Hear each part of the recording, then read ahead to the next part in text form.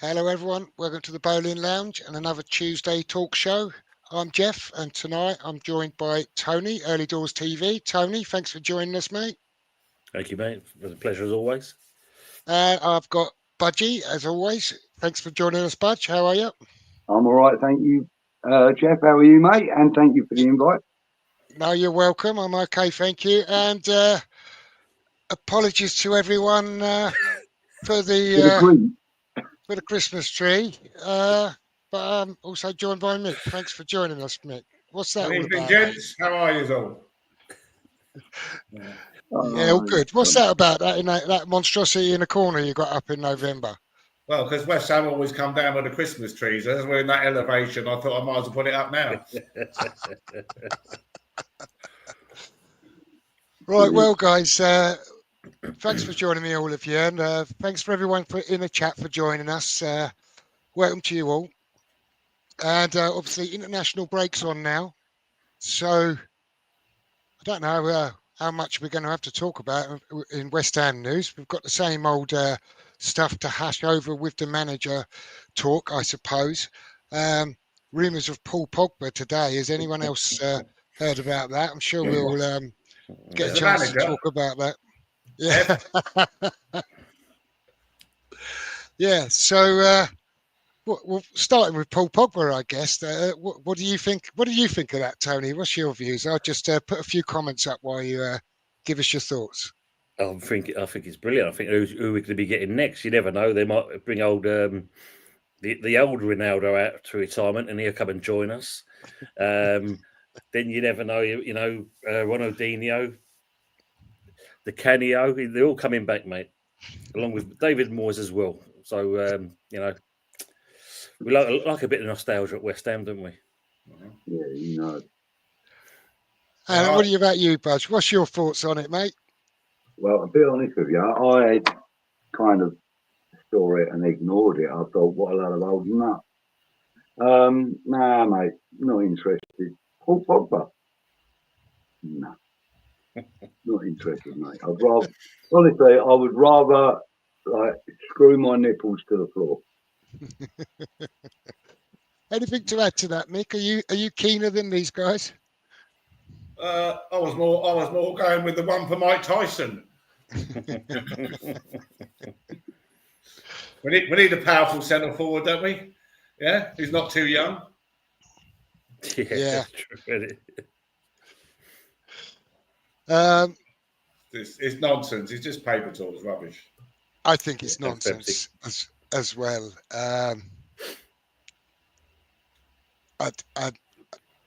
Easy, mama. I've seen a few people talking about it and saying that would he do a better job than Rodriguez? And I think arguably he might. It's a different type of player, though. He's a different type of player. He is. He's a forward. I mean, he's a forward-thinking midfielder. He's not going to sit play in the goal until he's a good footballer. He's a good footballer, but he's not coming to West Ham. He's not. He can't. Wherever he goes, he can't play till March. So, well, he might as well sign him because Falkirk can't either, so it'll make no difference. Yeah. And two really expensive strikers on loads and loads of money doing nothing until March. Great. And both in their 30s. I think there's more kudos. I think there's more kudos in the Mourinho stories than there is that. Yeah. No, anyway. seriously, he's dying to get back to London, isn't he? He wants it. He's got his home there still. Yeah. his missus spends more time in London than she does in Turkey, so you never know. What's your thought on that? We spoke about managers, I know before, but what's anyone's thought on that one?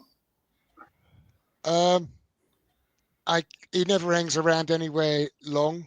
He usually causes a bit of upset before he leaves. I guess it'd be he usually wins something along the way. It'd probably be quite an entertaining, if not somewhat destructive ride while it lasted, I would say. Go I think the problem with Mourinho now, he's I wouldn't say he's long in the tooth, but unfortunately, the baggage that comes with him, that's your problem you got. And then, of course, it's the financial element of it as well. He wants money to buy players, and we're not in that position to give him that at the moment. Good old Joanne's got a Christmas tree up. Good Yeah, girl. I see that. Usual wants to know if you're cooking tonight, Budgie. I've already done my cooking tonight, mate.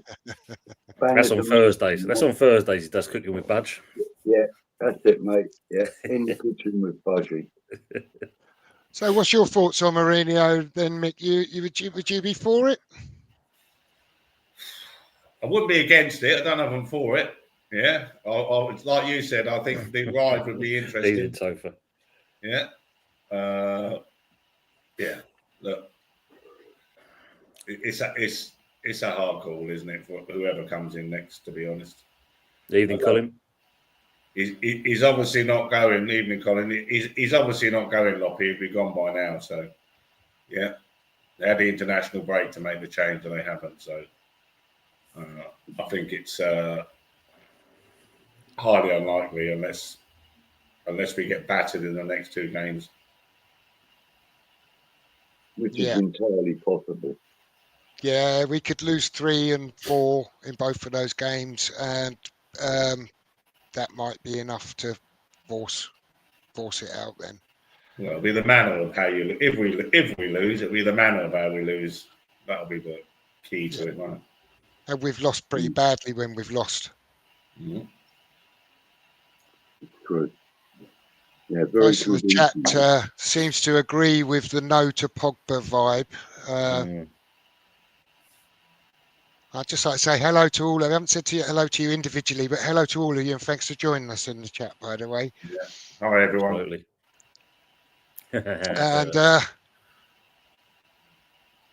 I thought we might be short of stuff to talk about tonight, so I made a couple of slides up. I thought it'd be interesting, this amount of games in, to make a comparison between the managers from this year to last year, as it was such a poor season last year, or perceived to be. So for the benefit of those that have got a smaller screen, most of the text is just the fixtures in direct comparison. For the benefit, Ipswich Town and Sheffield United, I've qualified as coming up as runners-up, so put them as a direct comparison. So Leicester would correlate to Burnley and Southampton to Luton when we come that far down the fixture list. Last year, we'd scored 15 goals in these fixtures and conceded 22, giving us a -7 goal difference, and accumulated 13 points over those fixtures. This year, we've scored 2 goals less, conceded 3 goals less, with a goal difference of -6, but only accumulated 12 points. It's not going too well, is it? It's definitely not going well. And to be fair, you know, I think I said this the other night. You know, the people that were sort of saying, "Be careful with what you wish for" and stuff like that, kind of have a point. You know, like I don't think particularly that it's entirely on Lottie's shoulders, but that's where the buck stops, isn't it? You know, at the end of the day, if the players aren't giving 100%, it's because he's not demanding it from them. in my opinion. You know, Well, it's one of the things that Moyes came in for big criticism when we lost so badly at the likes of Crystal Palace last year, and we were sort of saying, are they playing for him? Have they given up? And some of the performances. Evening, James. That slide you put off is not the last season. It's not the first the games that we played. You just put the comparisons to the team, yeah. They are the correlating fixtures. Yeah, because we started better than that last year. Yeah, absolutely. From the direct comparison of these games. Yeah. Villa at home against Villa at home, and so on. We were quite comfortable. We were quite comfortable at this stage of the season. It was after Christmas that we absolutely capitulated. Yeah, absolutely. We were flying pretty high actually this point last year. I couldn't confirm it, but I think we were probably top 8 at this time last season. Yeah, something like that. Yeah. And if we do a comparison of last year over 38 games, I think this is one of the things that gets overlooked when we talk about Moyes. He's heavily criticised for conceding 74 goals last year and being a record breaker. And it's overlooked that we scored 60 goals last year. And we've scored 60 goals since we got promoted to last time. So in the last 12 seasons, we've scored 60 goals 4 times. And 3 of those times have been under David Moyes. So that's an interesting stat.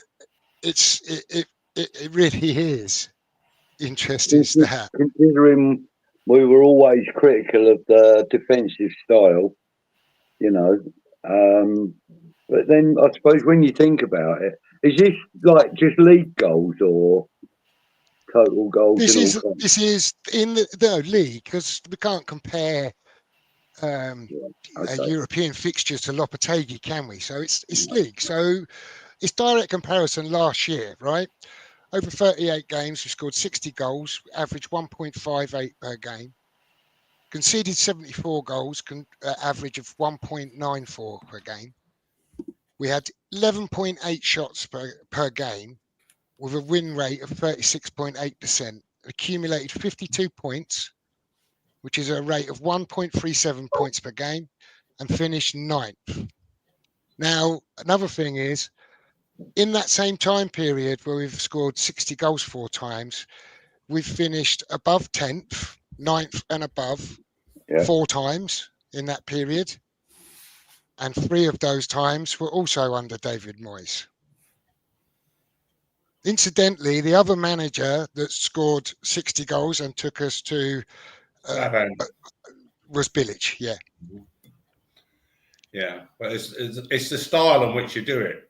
That's the Absolutely. thing. And Savin had Payet, which made a huge difference. Yeah, he had Paqueta, who's so underperforming this season and has been for a season and a half. Yeah, but yeah, with Payet in your side, you had a genius, really. Yeah, and so you could play that kind of wonderful football that you did see under Bilic at times. Yeah, it's the playing on the break all the time, and then when you and not being able to get out under Moyes, especially in his last 6 months. Yeah, so you know, let's not reminisce and say that we all enjoyed it, because we didn't. What I'm talking about, watching, and I totally agree with all of that. Watching it, yeah. Mm-hmm. I agree totally. But what I would say is, again, and I guess it refers a little bit to what Budgie spoke about earlier with some of the prophecy of be careful what you wish for. You're absolutely right. A lot of that on here. Yeah. The statistics, when you read them back, you go, "Oh, blimey! How well did he do against all of those managers over all of those seasons?" But you're right, it wasn't very No good to one, watch. no one ever said that, and I defended him on so many occasions till the end. Yeah, but he knew. I think he knew he was going, and I felt that showed in the team at the end. Yeah, Yeah. but, No, I agree. Yeah, and by also letting players like Pablo Fornells go. I mean, I think that was one of the biggest mistakes we've made in the last 2 years. Because I Pablo thought, wanted to go, wasn't he? He wasn't getting game time. yeah, He but that's what I'm wanted to play. saying. Well, it was all about there was no, particularly in the last season, that there was very little flair Let me being get rid of shown that by West slide Ham. anyway. We were digging out results, which if you want to stay in the Premier League, you can do. But to the fans that go every week and pay the big money to go and watch it, they don't want to be watching that. So, Bit of news there for Anthony. Look, ton. Yeah, I was just see that. Yeah, the farmers were out in force today. I'm surprised Anthony's around.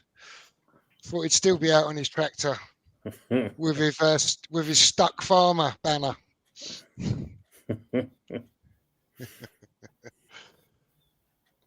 So yeah, carry on while I go through these comments, Tony. I'll let you pick up there. What about Sawyer now?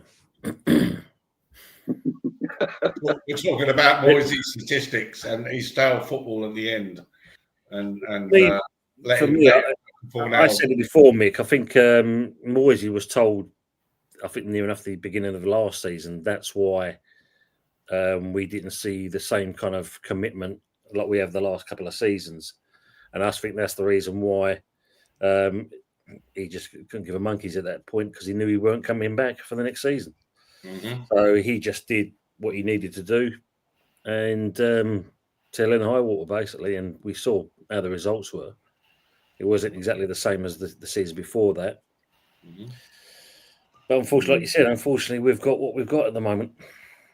I mean, in defence of Moyes, he will always be a West Ham legend because he won us a trophy for the first time in God knows how many years. So, yeah. But James, if you want to come on, buddy, Tony, send James a link if you've got your phone to hand. And come on, James. You're welcome, mate. Yeah, in fairness, rightfully so. He gave us some great years of football from COVID onwards. Like 2 or 3 really good seasons. We won a trophy, and rightfully so. He will go down as a club legend.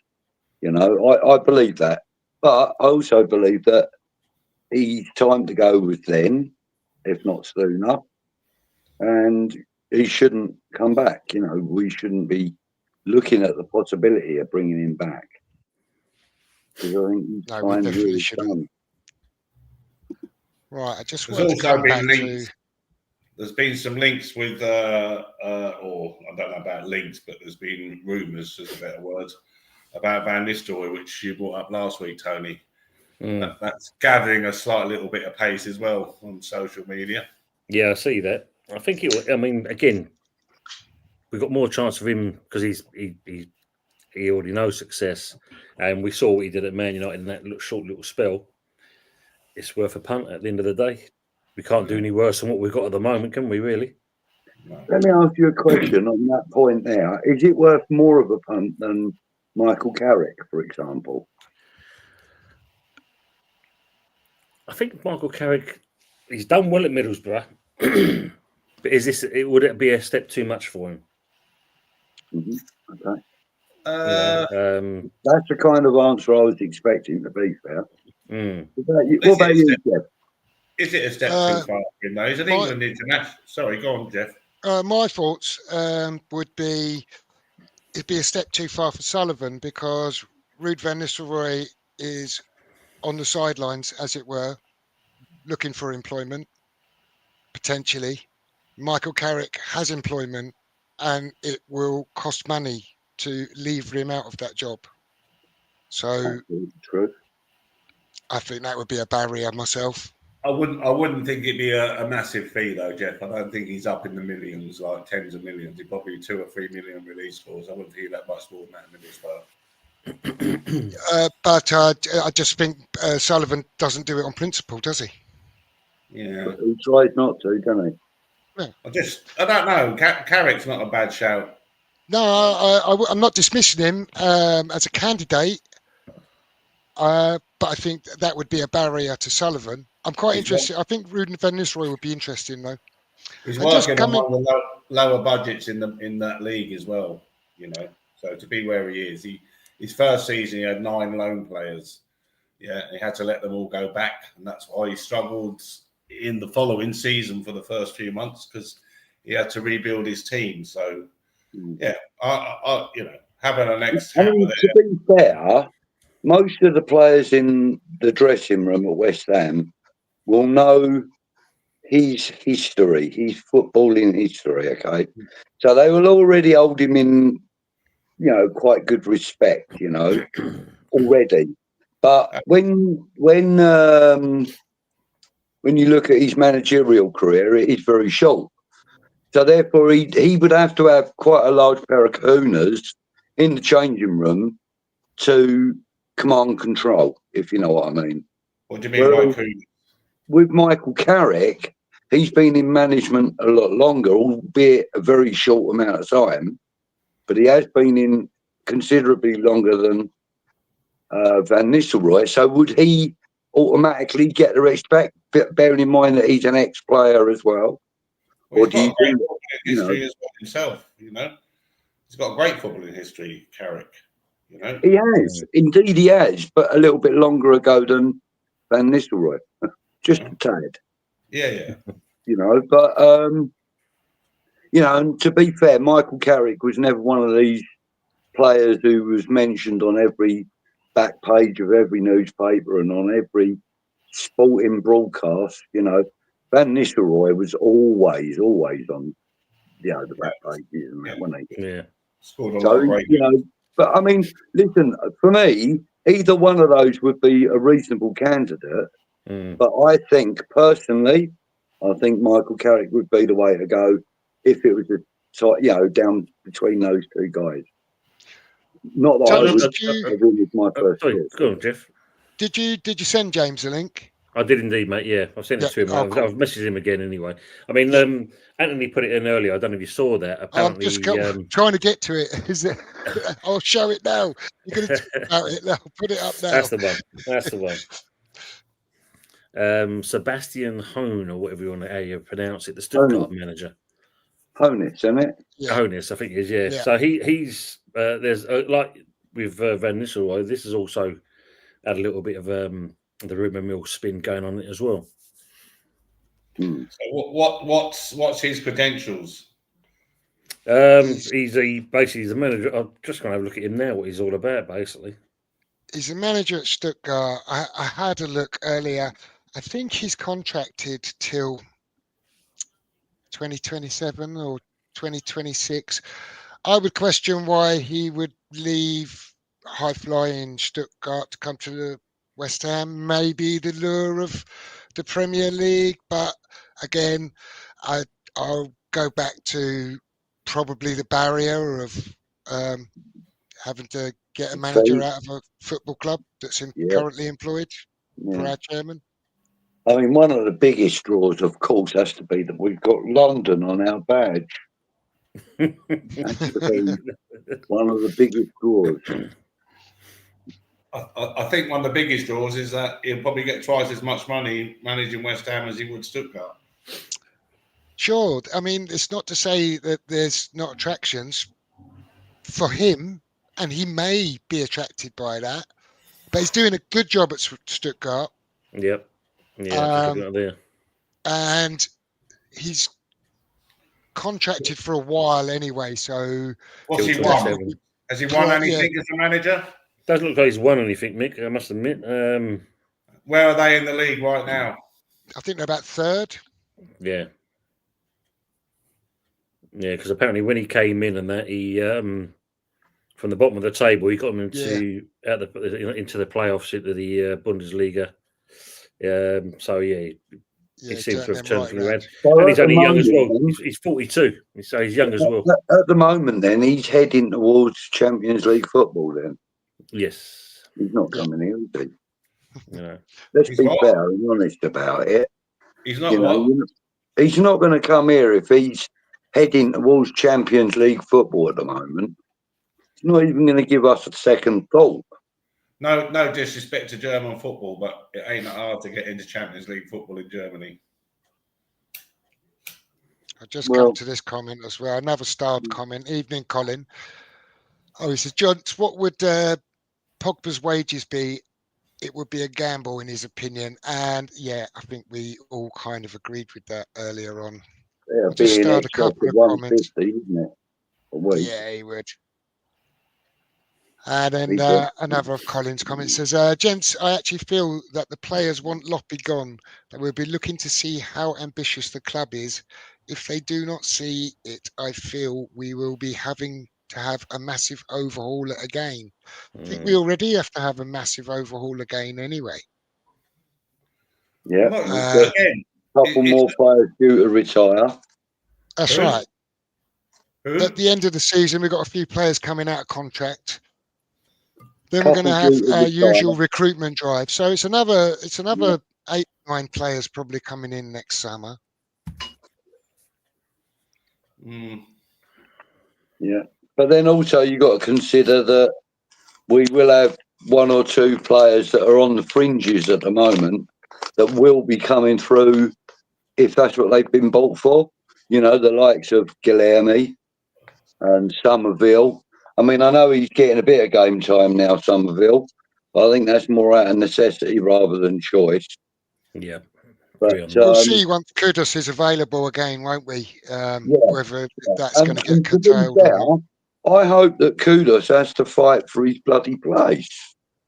You know, not because of any ill will or anything like that, but because I like to see a strong team. And if a player like Kudus struggles to get into the team, that's good news for the club. Do you know what I mean? I agree with that. Not because of injury or anything like that, but because of the player that replaced him is out training him, he's out playing him, you know what I mean? If that happens, I wouldn't be disappointed with that. You know, I would be quite happy to think that we've got players that are good enough to keep Kudus out of the tide. Oh, the only unfortunate thing about that statement, there isn't any players good enough to keep him out of the team. Bring me back down to earth, Mick, I would. Yeah, that's brilliant. I was floating on my little dream then. I agree with everything you say, but who is there? You know, you know, Somerville, Kudus and Bowen should be starting every week for me. So, well, yeah. No, exactly. I mean, you know, Somerville, you can't fault him at the moment because he's on form. He's a standalone player at the moment in that respects. And I think that although he's only young and stuff, I think Guilherme should be given a chance just to show what he's got up front. Who's that? Guilherme. Who?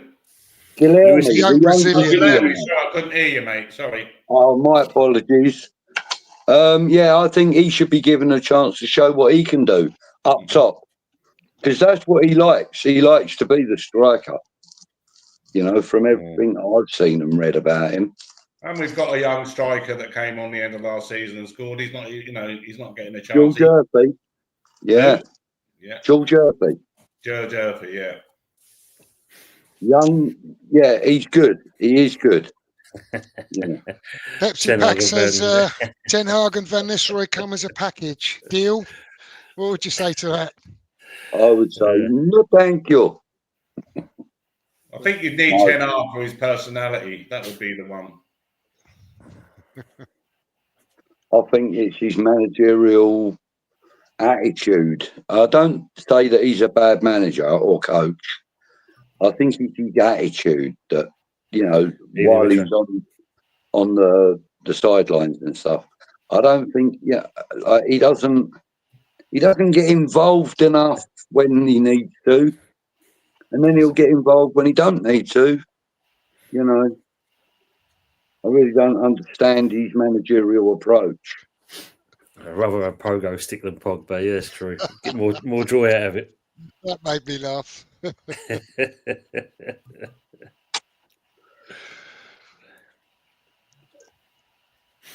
Pepsi Pack says he's changed his mind about Newcastle winning 5-0 Monday night. He's now going for 6-0. But how do you see Monday night going? Me, oh, not well. It's going to be tough, isn't it? Probably 3-0. Yeah, that's the score I've got in mind as well. I must admit, Jeff. Do you think we'll score 3 up there then, do you? I admire your confidence, Mick. I really do. I was thinking 3-0, but now I'm thinking we should let Newcastle score one. This is about Sebastian Excuse me. Hoeneß. Yeah, Germany's called his coach because of his calmness on the sidelines. Nice. I thought How are we doing, Klopp Dave? was a bit calm. Oh, so Gunnar says, all right, lads, smash the likes and subscribe, everyone. Big up the panel and everyone in the chat. Thanks, old school. Nice one, old school. Colin says, gents, I feel any one of these would do a lot better than Lupi Lopi, Nistelrooy, Conceição, Iriola, Hoeneß. Hoeneß is highly regarded, one of the best young coaches in Europe, and also Frank. Is that Frank? Well, Lampard you're about? I'm hoping it's Thomas Frank. Thomas Frank, I would Thomas say. Frank. Yeah, that's the one I want. You're very keen on spending the 9 million to get him, aren't you, Tone? Absolutely, mate. It's short-changing that, really. You know, long-term goals. It's all good, Mick. You know what I mean? Yeah, listen.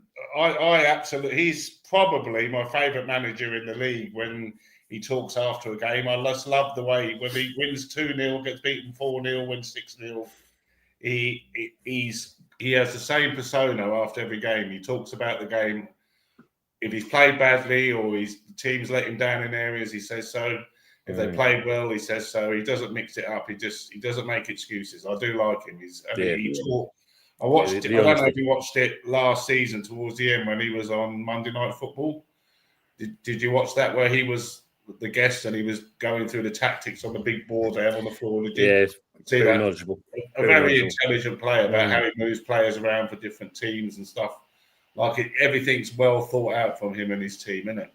Yeah, absolutely. I agree. And I like what he does with the fans as well, Mick. You know, he gets him involved as well. He's not afraid to kind of, you know, even like you said, win or loss, they still walk around that pitch and clap all the fans at home. Mm-hmm. Got to admire that. Yeah, no, I mean, they're a very low budget club, extremely well run above him, which he may find that being his difficulty coming to West Ham, because what happens above him when he's on that Monday Night Football, he couldn't talk more highly of the people above him about how they work with him, what they do for him, the suggestions he goes back to them, talks to them about it, and then see if they can make it happen. Like he spoke very, very highly of the people that work above him, and that may be his problem at West Ham, because you know that Steadon to me has not been the Messiah, as I said last week, that everyone thought he would be, and you're always going to get that stumbling block with Sullivan anyway. So yeah. Because he's distanced. That Steadon's distanced himself from some of his mistakes already. You know. Ray says, "Good evening. A good old-fashioned 4-4-2 will see us moving up." Well, we're kind of advocates of a 4-4-2, aren't we, Mick? Yeah. Well, we said this several weeks ago. Yeah. It's what would settle West Ham down. Yeah, and I've said Kudos and Bowen should be the front two. Yeah, the pace, the movement, the power, the finishing. Yeah, and everyone sitting behind it, do it properly, the old-fashioned way. Get your fullbacks. It'd be like Maka and Cotty all over again, wouldn't it? No, there's nothing wrong with 4-4-2. It's like we can't play that way because Man City don't. You know, let them adapt. Huh? I said, well, screw it, let them adapt. Yeah, let them adapt. Yeah, I mean, it's it's whatever way you look at it, you've got 10 outfield players. You need to get the best out of them 10 on the pitch, regardless of how you do it. But when you What do you think about 3-5-2 then, Mick? Huh? What do you think about 3-5-2? The only thing I don't like about the 3-5-2 is the two wide players gets totally overworked. Yeah. Because your settled defenders tend to Just stay. Going to bring James in from backstage. Evening, James. Hello, James. How's it going? Thanks for joining us, buddy. No worries, mate. No worries at all. Just who would be the wide players at West Ham in a 3-5-2 that would get up and down the whole game? That'd be the problem. Oh, you've got Somerville and you've got Bowen. There's straight away in that. Yeah, but then you're wasting two great attacking players there for me. But yeah, I mean, yeah. I don't like seeing Gerard Bowen in the right back position. I don't want to see Somerville playing left back in the bigger games, you know. But it goes with it, when you think previously last season. I mean, Colin just made a point of it there, in the fact that what we was good at was on the counter. So something like that would work out pretty well for us in that respect. Yeah, but again, are they good enough defensively to drop into almost a 5? Couldn't imagine that Bowen and Somerville being auxiliary fullbacks. It all depends, isn't it? If you're kind of going in defensive minded to kind of keep the goal score down, you've got to do that regardless of that, because as you know, there's certain teams will exploit us for that. Mm-hmm. Whereas if we're pushing forward, as long as we've got the body to cover each other, full well, if the ball's on one side of the pitch, you still come across, you keep defensively that way, and then you've still got outfield play. You can give and go. You can, you've got the two forwards up top. The only way that would work is if Alvarez was becoming the auxiliary centre half. Like if Kilman went out to make a tackle on the left, that's it, yeah. Because you've got Guido, and also you've got Alvarez. So you've got your CDM just in front of them three. So you still have the 4 in that respect. Yeah, because you don't need him going anywhere else. And if need be, you could even have Souček doing the same thing. Yeah. Right, guys. Go on. Oh, sorry to interrupt you, but let me just bring James in, sitting patiently, waiting to give us his 2 penneth. So, James, you want to give us your thoughts? Well, this season so far, nightmare, isn't it? Let's be real. I heard someone say earlier on about be careful what you wish for. One thing I will say is last season people wanted a change, but the change is just the wrong one. That's one thing I will say. This season is a nightmare, mate. We've got a manager in charge that don't know what he's doing. We've got a midfield that don't exist, and we've got problems. Like the next 3 games are massive, like Newcastle, Arsenal, and Leicester. We get to the Leicester game on the Tuesday or Wednesday night, whatever it is, and we don't win that game, then we could be in the bottom 3, and that's not healthy. Do you know what I'm saying? And yeah, listen, I think Lopetegui, for me, I make mine short and sweet. I think Lopetegui's really just falling apart at the seams. It's Sullivan's going to have to do the right thing in the end and just say, you know what, enough's enough. For a point. I think he would have done it by now if he was going to do it when the international broke. I think he does it after the Leicester game, if you want me to be honest. If West Ham fail to get anything for the next 2 and they go to Leicester and they don't win that game, then he's going to have to pull the plug. Do you know what I mean? And with it, the Leicester game, the reason why I say the Leicester game, because West Ham have got 2 back-to-back Monday night games in that middle of December. So West Ham will have plenty of time to sort of bring a person in, integrate them in.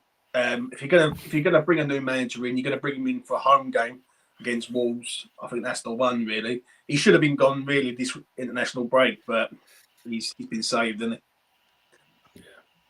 I don't think they're light enough on their toes, James, to do that. The timing for that might have been right, but they're too far behind the curve. They're not going to get anyone lined up and get them in that time. So they might be doing that now. They might have decided a week or 2 ago, and they might be going through the process of identifying people. So you might be right. If we get battered at Newcastle and torn a new one by Arsenal and then fall in our face against Leicester, he'd be banging trouble. I agree. I think he's banging trouble, loses the next 2 games in a bad way. Yeah, it could be that as well. What's your thoughts? We've been talking about possible replacements. Everyone, I think everyone agrees, but we won't get him. Is Thomas Frank? But who would you be? Who's really out there? Like Potter, you could say, yeah. Terzic. Do you know what? Even Van Nistelrooy, someone like that. Like West Ham needs someone young, up and coming, who's got a point to prove. And a lot of these managers that we're going for, I've all been there, seen. Very good, usual. And they're just not that good. Just someone who's young, up and coming, who's going to integrate the youth. Because I think the youth, the problem is with Lopetegui, this is where it falls back on the owner, is the contract. When you've offered him a 2-year deal with an option of a 3rd year because he has to get Europe, when you're looking at it right now, if he sees the season out and finishes 14th or 16th, what's the point keeping him next season? It makes no sense. Like you're gaining nothing by keeping this geezer here. So, if I had to sort of have a stab in the dark, I'd go for someone like Ruben Van Nistelrooy. He's sitting there. I mean, he knows the Premier League, and you work over a long period of time. For me, agree on that. You know, it's the British media too. Yeah, But it's Sullivan, isn't it? You know, I don't like to keep saying it. I say it quite a lot in E20, but Sullivan's the problem, mate. And Sullivan always looks at the cheap. And you can't get a shutter between him and anyone else either. No. You know, there's no buffer between him and whoever's running, the team. But the only safeguard on that is the fact that they don't have to pay any compensation because he's a free agent at the moment, isn't he? So don't cost anything. All they've got to worry about is a wage. You have to bring someone in who's going to galvanise the fan base, and whoever it is, you have to get this fan base up and running. At the minute, the fan base feels like they've been cheated. Now, I had a lot of grief last year with the Moyes outers because I was backing Moyes and I was saying, listen, I thought Moyes done a good job and deserved the respect. On this one, I think we're all in the same boat to say, hold a minute, this is not right. And it's probably a minority of people who are saying, well, give him a chance. But we can all see it's not right. Right, we've got a manager in there who doesn't know what he's really trying to do. And now we're over 25% of the season in. He doesn't know his best team, doesn't know his best tactics. And for me, he's trying to learn on the job to a point. And with West Ham, you try and learn on the job, you can end up getting relegated. And that's a worry. Yeah, when you were trying to get on, were you all... sorry, lost me bearings there. We're talking about Michael Carrick. Sorry. Yeah. What's your thoughts on that? Sullivan doesn't buy no one out of a contract, mate. Never has. Like, that's the problem. Like, an ambitious owner goes out and pinpoints a young up-and-coming manager, whether that's Van Nistelrooy or Carrick or whoever. Yeah, they go out and say, right, I want this man over 4 years. Yeah, I'm going to let him have a year, 18 months to come in, do his thing, integrate like a new style in, and then from the 2nd year onwards, that's where we're going to try and be competing. What Sullivan did was he gambled on Lopetegui. He knew that Moyes' time was up. He knew the fan base weren't on him, so he gambled. He went, right, Lopetegui's been there, seen it, done it. Get fire loads of money at him. He's got 2 years to get us into Europe. This guy is going to get us relegated rather than Europe. The way he's going on, and it goes back to the owner, mate. I could sit there all night and talk about the owner, but I'll make it short. But it's a mess. It's a mess. You've got players that don't want to be here now. You're making our best players look bad. Yeah, it's a mess, man. It really is. I think over the next couple Thanks of for games. brightening the evening up. No worries, mate. I think over the next couple of games, we've got to keep our eye on the stands and see what available managers are watching the games. I'm going to the next 2 games, funny enough. Keep an eye out. Keep your eyes out, mate. Get your binoculars out. I'm not young, but I'm upcoming. Do you know what? It's just like Sullivan's going to have to do the right thing on this one, right? And the thing is, the fans ain't got a say in this one because it's Sullivan's call now. Yeah, and the thing with Sullivan, Steiden, and Lopetegui, it's a three-way thing for me. Sullivan picked the manager, Steiden picked the players, and Lopetegui's the head coach who's failing. Like they're all accountable. Yeah. So nothing would surprise me with West Ham if he went and got rid of Lopetegui, brought in Rafa Benitez. It just wouldn't surprise me because that's how he works, Sullivan. Do you know what I mean? So True. I wouldn't be too disappointed with that, though, James. I don't know, mate. I don't know. Like the way I look at it right now is that we've built something over the last few years and had a standard at West Ham. I say it quite a lot on E20. Over the last 4 years, whether you like Moyes or not, there was a standard: top 10, Europe, competing, etc. Now it seems like the standard's gone completely out the window. Our best players don't want to, are not really playing for this manager. And what happens if some of our best players want to leave? And then we've got to start again. Like, we shouldn't be in this situation that we're currently right in. Now, if Sullivan was to do the right thing, next 3 games don't work out the way we think they're going to work out. He cuts the tie with Lopetegui after the Leicester game. Yeah, you might be able to salvage this season. Right, you bring someone in the Christmas period, get a couple of wins under your belt. Right, things you can start having a feel good factor again. Yeah, don't forget we've got the FA Cup in January and all. So, but I won't give Lopetegui this window. Like with the signs of Soler and Rodriguez, for me, just makes no sense. So yeah, it's quite dangerous, really, the situation we're in. Like people say, Leicester are going to go down. Yeah, I've said that quite a lot. Oh, Leicester go down, they're no good. They're 2 points behind us, and we're a mess. So you know, it's not. To be fair, like Leicester have an identity. They know how they're playing. Yeah, they're competing. No one's battering Leicester. They might be getting beaten, but they're not getting. And every game, they don't. The Leicester fans don't go away thinking, "Well, that was shit," do they? They give them what they've got. Well, it's the same with Ipswich, isn't it? Yeah. Ipswich. But the thing is with Ipswich, they've got a really good manager in charge. And they've got a manager that I do believe, because I spend a lot of time in Suffolk. My partner lives in Suffolk, and they are raving about him, and they're so happy that they've got him. And they believe they can stay up with him, with Kieran McKenna. And I'm going to be honest, I believe they can stay up. Like, I look at them and I think if they keep Portman Road a fortress and get points there, nick wins away from home, I think they'll be fine. I just worry about one thing I do say is I do worry about us. Because once we are in that situation, and then we've got to try and get out of that situation, we all know what we're like. We struggle. Yeah. And when it must win games, that's when it becomes a problem for us. Do you know what I'm saying? I mate, you're right there, James, as well, because you look at this group of players, and you think if we get in that situation, this lot got the stomach to give what it takes to get us out of it, and I'm not sure if all of them have. Maybe a handful, yeah.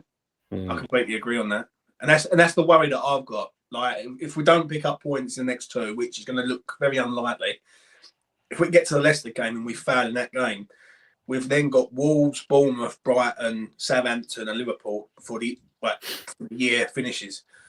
We have to start picking up points, because what it is, the excuses that I hear quite a lot is, "Oh, it don't matter. There's 3 worse teams than us." That's all well and good saying it, but we've still got to get the points. You know what I'm saying? If we don't, yeah, I mean, but, we've still got to get points. I'm not even sure that when people say there's 3 worst teams, when you watch Wolves, you watch Ipswich, you watch Southampton, they're competitive in their games, and they play a style of football that you can all see what's going on. Yeah, and to be fair to Wolves, if they put the ball in the back of the net when they've had their chances, they probably wouldn't be in the position that they're in. Yeah. So, if they start nicking a goal or 2 that they should score, then actually they're better teams than West Ham all round, because we all watch the Premier League. It's on every weekend, and I watch lots of games. And I don't see them as like a Derby back in the day when they just went down without a whimper, or Wolves under Mick McCarthy went down under. They ain't teams like that. They're teams that are competing, and that sometimes yeah, they get some bad VAR decisions or they've missed chances that they should really score. But they're not struggling to get up front. They're not struggling to make chances. They're not struggling to compete in midfield. So, yeah, I'm not sure there's three worst teams. Well, what I'd say to that is the worst two teams I've seen this year were West Ham and Everton. Yeah, and I'd say I'll make you right on that. I'll make you right on that, Jeff. Anyway, I'm just going to say, Lee Statham saying, will Sullivan risk a young up-and-coming manager, though? He wants experience normally. And, well, that is true. So can you see anyone on the panel see him taking a risk? Only if that risk isn't going to cost him a lot of money to begin with. So, I don't you know. For argument's sake, Van Nistelrooy. I can see him taking a chance on Van Nistelrooy because A, he's had some experience with Man United, and B, he's got Premiership experience as a player, etc. And he's got young and up-and-coming ideas, you know. I could probably see him taking a chance on that, but not if he's going to have to buy the manager out of a contract, no. Well, Nistelrooy done well. It's Anderlecht he was at, wasn't it? PSV. PSV. Yeah, he done well there. Yeah, so, you know, he's not an inexperienced manager. No, exactly. He has had the top job and he done well in it. But at the moment, he can get in for next to nothing. Gotta love Colin. Yeah. The thing is, at the end of the day, it all falls back to Sullivan. Yeah, and do you know what it is? I think what angers a lot of people, because obviously last season was so toxic, like really was toxic on both sides of the coin. Like whether you backed Moyes or you hated Moyes, it was just, you know, it was a fan base colliding all the time. Yeah, because what it was, people like myself respected what Moyes done, but could accept Moyes leaving, if that makes sense. Where some people couldn't respect what he had done and hated him, literally hated the man. And I just started the show talking about that, James, to be honest with you. Yeah. And what it is, when people are in that sort of bubble and they go, anyone's better, you've got to realise there is also, like, you could find worse, yeah, or the same. And with Lopetegui at present, I just don't see what the future is for this geezer. That's the one thing I will say. I look at him and I think, what has he done good for West Ham in the last 14 games? Right, and that's including cup competitions. I can't. Someone said it to me the other day. I think Jay said it on E20 with me. I can't think of any. I can't think of anything that's improved. Like our attack's not there. Our defence is iffy. Midfield don't exist. There's a lot. There's a lot at stake in the next sort of this December month that's coming up. That is massive for West Ham. It really is. It is, and the theme over the last couple of weeks we've been talking about on a Tuesday sort of echoes what you've been saying there. Like we've been saying that we actually look like we've regressed. If you look from the first day of the season when we played Aston Villa, we'd look like it was an early season game. Both teams looks like that, but it wasn't actually overall that bad. And then you look at Nottingham Forest and Everton, and to a degree, Man United, in the first half especially, we're going backwards. We're getting worse. I think what it was for me was the Spurs game. The Spurs game for me just told me exactly what Lopetegui is all about. And yeah, we started the game well. 20 minutes, scored a goal. Could have had a second one. They come back into it, scored, etc. Half time. But that 7 minutes and 19 seconds in that second half, where we was just completely abandoned ship, didn't know what we was doing. That was a worry for me, because that was like, you've just played our rivals in the Premier League. You've just been embarrassed by our rivals in the Premier League, and we've got a manager in there who is too easy to come out and say sorry when he's not getting it right in the first place. Do you know what I'm saying? You can keep throwing your subs out there all the time and say, oh yeah, he uses loads of subs, but he should get it right from the start.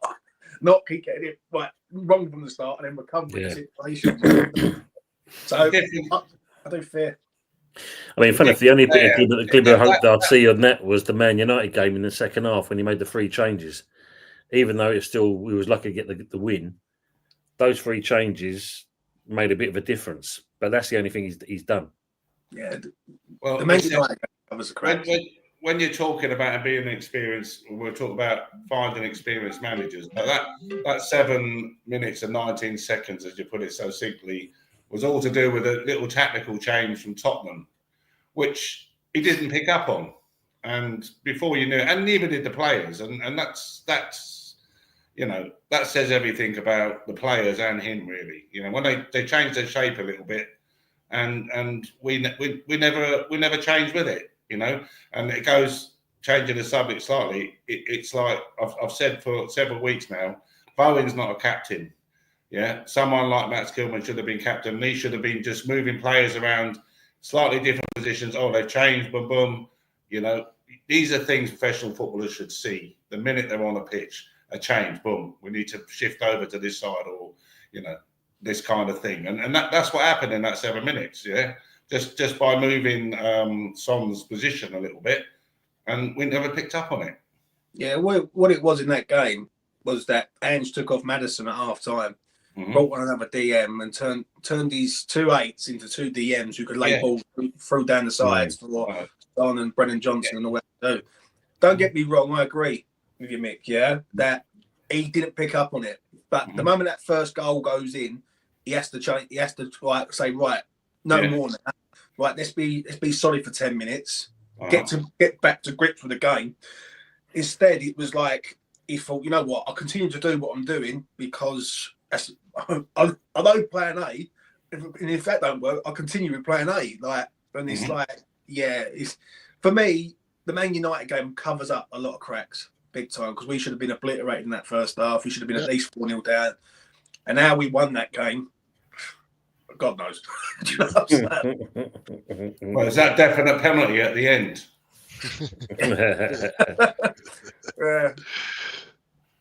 Usual says that supporters getting upset with West Ham has improved. So it's about bang on, isn't it? I don't know. I don't know what the answer is really. I'll be honest with you. I can see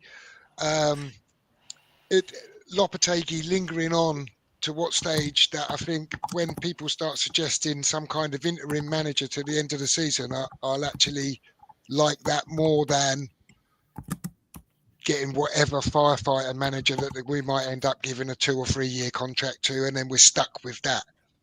If you think if someone came in for 6 months until they appoint someone. Are we talking Neil Warnock and Sam Allardyce here, are we? No. No. On that point, though, Jeff, you saying about getting a firefighter in and giving them like a 2 year contract or something. That's what we've just done with Lopetegui. And that's what'll happen again. But we'll end up with a Terzic or a Southgate or a Potter or whichever other one, a Rafa Benitez, perhaps. Yeah. Also, I mean, I get that there are some criticisms of Rafa Benitez, but what people seem to forget is that he's lifted more trophies than West Ham have ever won. Yeah. Well, it is, Buzz. It's not so much like him. I'll tell you what, it is him to a point. When you look at where we've been, we should be aiming higher than him. And the problem is... I agree, James, but we're looking at managers that are going to cost David Sullivan next to nothing to put in place. And that's the problem, like you stated earlier, he ain't going to dip in his pocket and buy someone out of a contract. All the best managers are under contract. Yeah, but he was never...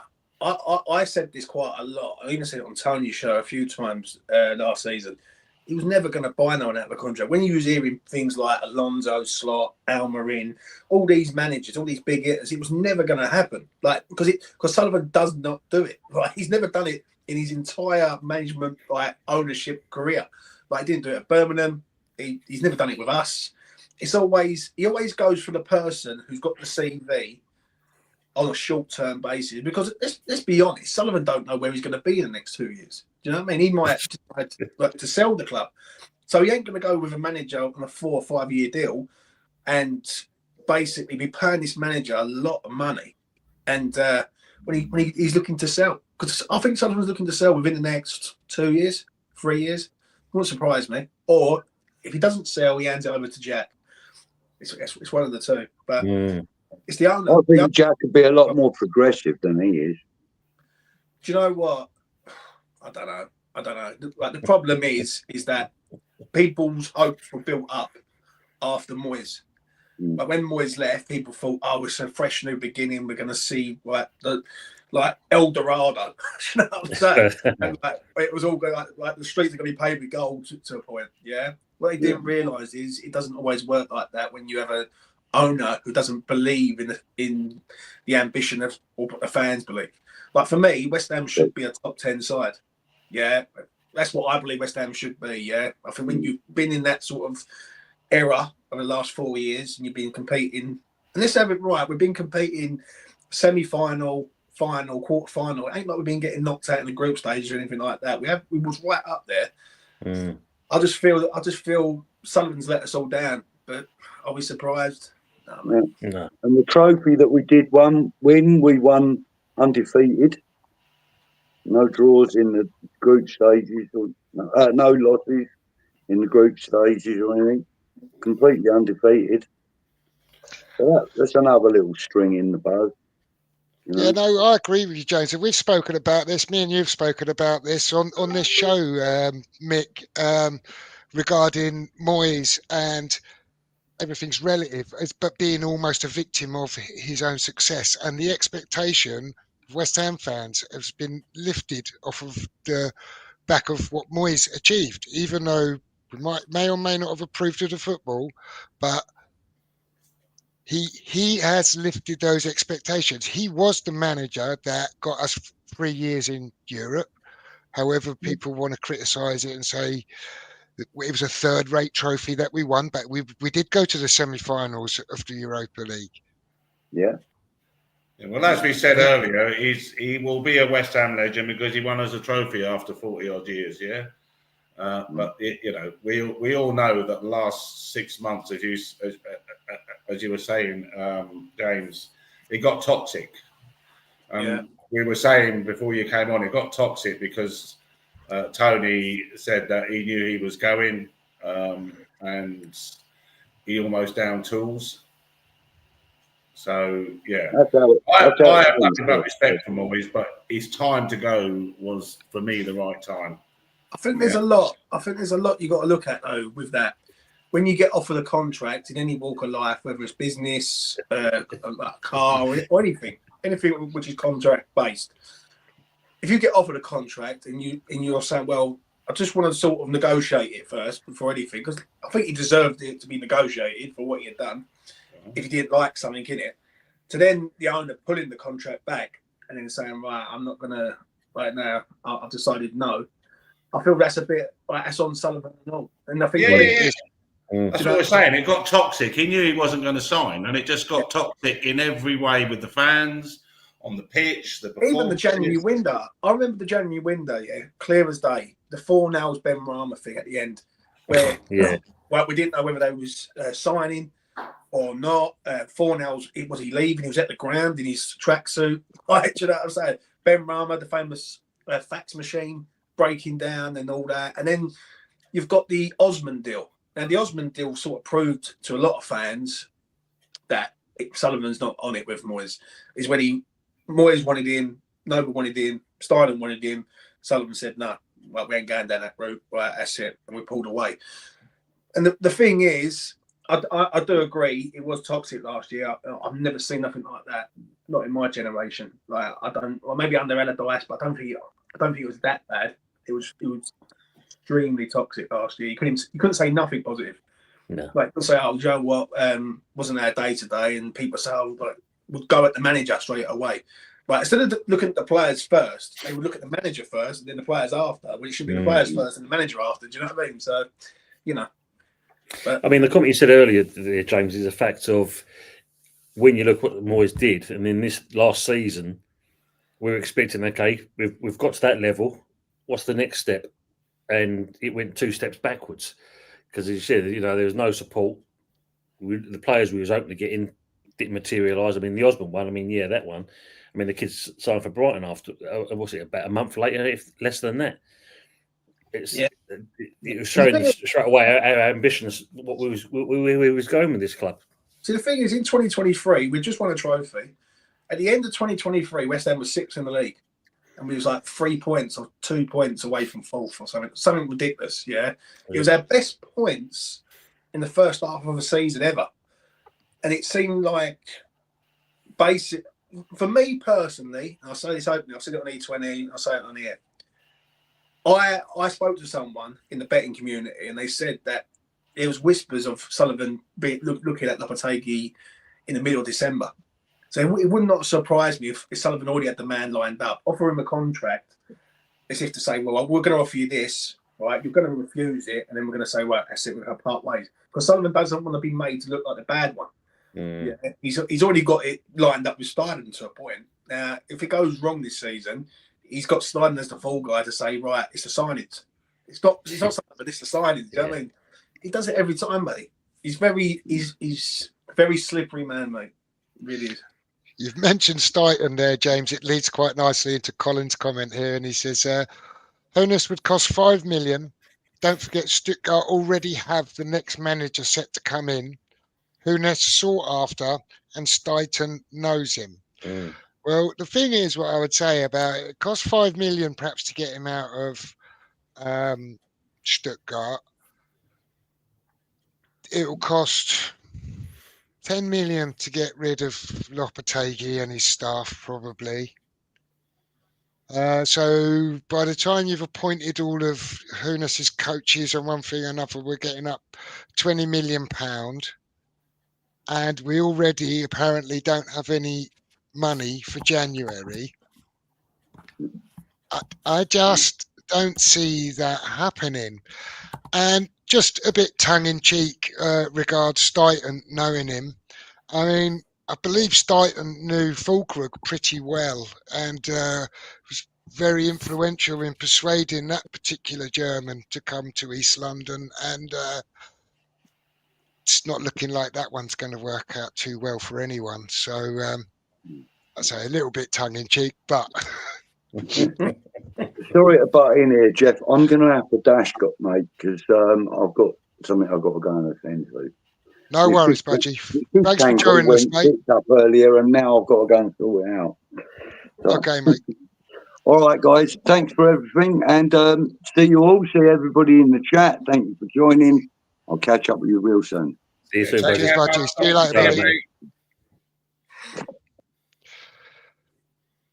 Yeah, and does anyone see Steinen having any real influence on the selection of the next manager? No, mate. No. People believe that the summer they thought Steinen was going to pick the manager, and he ain't. Like, the thing is, what it is, people got their hopes on Steinen to go out and pick the manager, so Sullivan doesn't. And listen, I agree. If someone turned around and said that Steinen's picking the manager, I'll be all for it. I'll be like, good, let's see what he can do. But the problem is Sullivan will always have the last say, mate. Whoever it is, and like it is a bit of a mess at the minute. No manager is any top manager going to come in right now with no money in the January window? The answer to that is no. So we're in a bit of a situation at the minute where, in one way, we're damned if we do, and we're damned if we don't. If we don't do nothing, is Lopetegui going to get worse? Is this situation going to get worse? If we do something, are we going to get a manager that isn't? It's just a makeshift manager for the next one. You know what I'm saying? So it's, I don't know. It's a shame. One thing I will say is, from where we've been over the last few years to where we are right now, it's a complete shame. Like, because we had some really good nights in Europe and everything, and not only that, in the Premier League we was decent to a point. Like, we was beating teams and we was competing. At present, we're lucky to be on 12 points. To be honest. I threw one into the mix last week, which was if you're looking for interim managers, and I was talking about bringing Nolan back and putting in with Noble. I say know the club, and maybe seeing the season out with them and see how they do. I mean, again, it's not going to cost a loads of money because Nolan's not working. Jeff was against that, saying, well, he was part of the Moyes setup, but Moyes did what he did and only what he did. He didn't listen to his coaches too much. When you listen to the likes of Warburton and that, and Stuart Pearce and people like that are left because it was his way or no way. Whereas, Nolan has some managerial experience, albeit little, but he's been around West Ham a long time. We've got 2 ex-club captains who know the Premier League. They know the club. They also know the young players. I still think there's something in that personally, but I know it won't happen. But I just think instead of going out and paying out millions and getting someone else who might not be successful, I think they'd steady the ship to a point where we'd still be in the league, albeit 15th or 16th or whatever, or maybe a little bit higher. And then review the situation in the summer where there might be a bit more money to spend, or they might turn around and say, do you know what, we're playing some great football under you guys. There's a 3-4 year contract. It wouldn't surprise me. It wouldn't surprise me. I don't think Nolan will come back. But it wouldn't surprise me if it was Mark Noble and Kevin Keane. And Kevin Keane, yeah. Well, I mentioned him last week. One of the coaches, Yeah, because I think if I've got this right, he works with the under-23s, I think. Yeah. So he was Colchester manager as well, wasn't he? Was he Colchester manager? I think so. Yeah, little stint. Yeah, little stint. Yeah, can't remember, but I think he was West Ham manager 2 or 3 times. Yeah, I think that was under. And he don't think he did too well when he had his little pops at it previously. That don't stand up too well for him. Well, it's situations. When you probably look at the squad he had that he came into then, and the squad the squad that's there now. The squad isn't that bad. Yeah. It's not that bad. There were a couple of players in there like Solera and that, like you said earlier. I don't quite know even what he's doing at the club. Yeah. But there are also some youngsters in there that, the likes Noble would know what they're like. Noble played for West Ham when he was 18. So he knows what it takes to play at that level. And I'm sure there's youngsters in that club that could come on and play half hour, 20 minutes, 30 minutes. In a month's time, play 45 minutes. You know what I mean? And then because he's done it. It's just Rob here says Noble and Nolan have passion and the greatest respect from the players. Why not? And I'll be honest with you, when we spoke about it before, I was a bit like, I just think it's a romantic kind of look through your claret and blue glasses view at it. But I have reflected on it a little bit, and I do look at Lopetegui and look at the direction or non-direction that we're going in now. And I just think to myself, you could do worse, definitely, than have Noble in the dressing room, if nothing else, for motivation purposes. Nolan, I don't know, maybe. Noble definitely can't do it on his own. But I alluded to it earlier when I said I'm getting to the stage where I'm thinking that an interim appointment. I think I would rather have an interim appointment to the end of the season, a combination, something like that, because I don't think it could be any worse than what we're getting now. And I think they would get more out of the players and demand more from the players than is coming now. And I'd rather that than a rush appointment. That's what I'm saying. Because they're panicking now and jumping at whoever they can.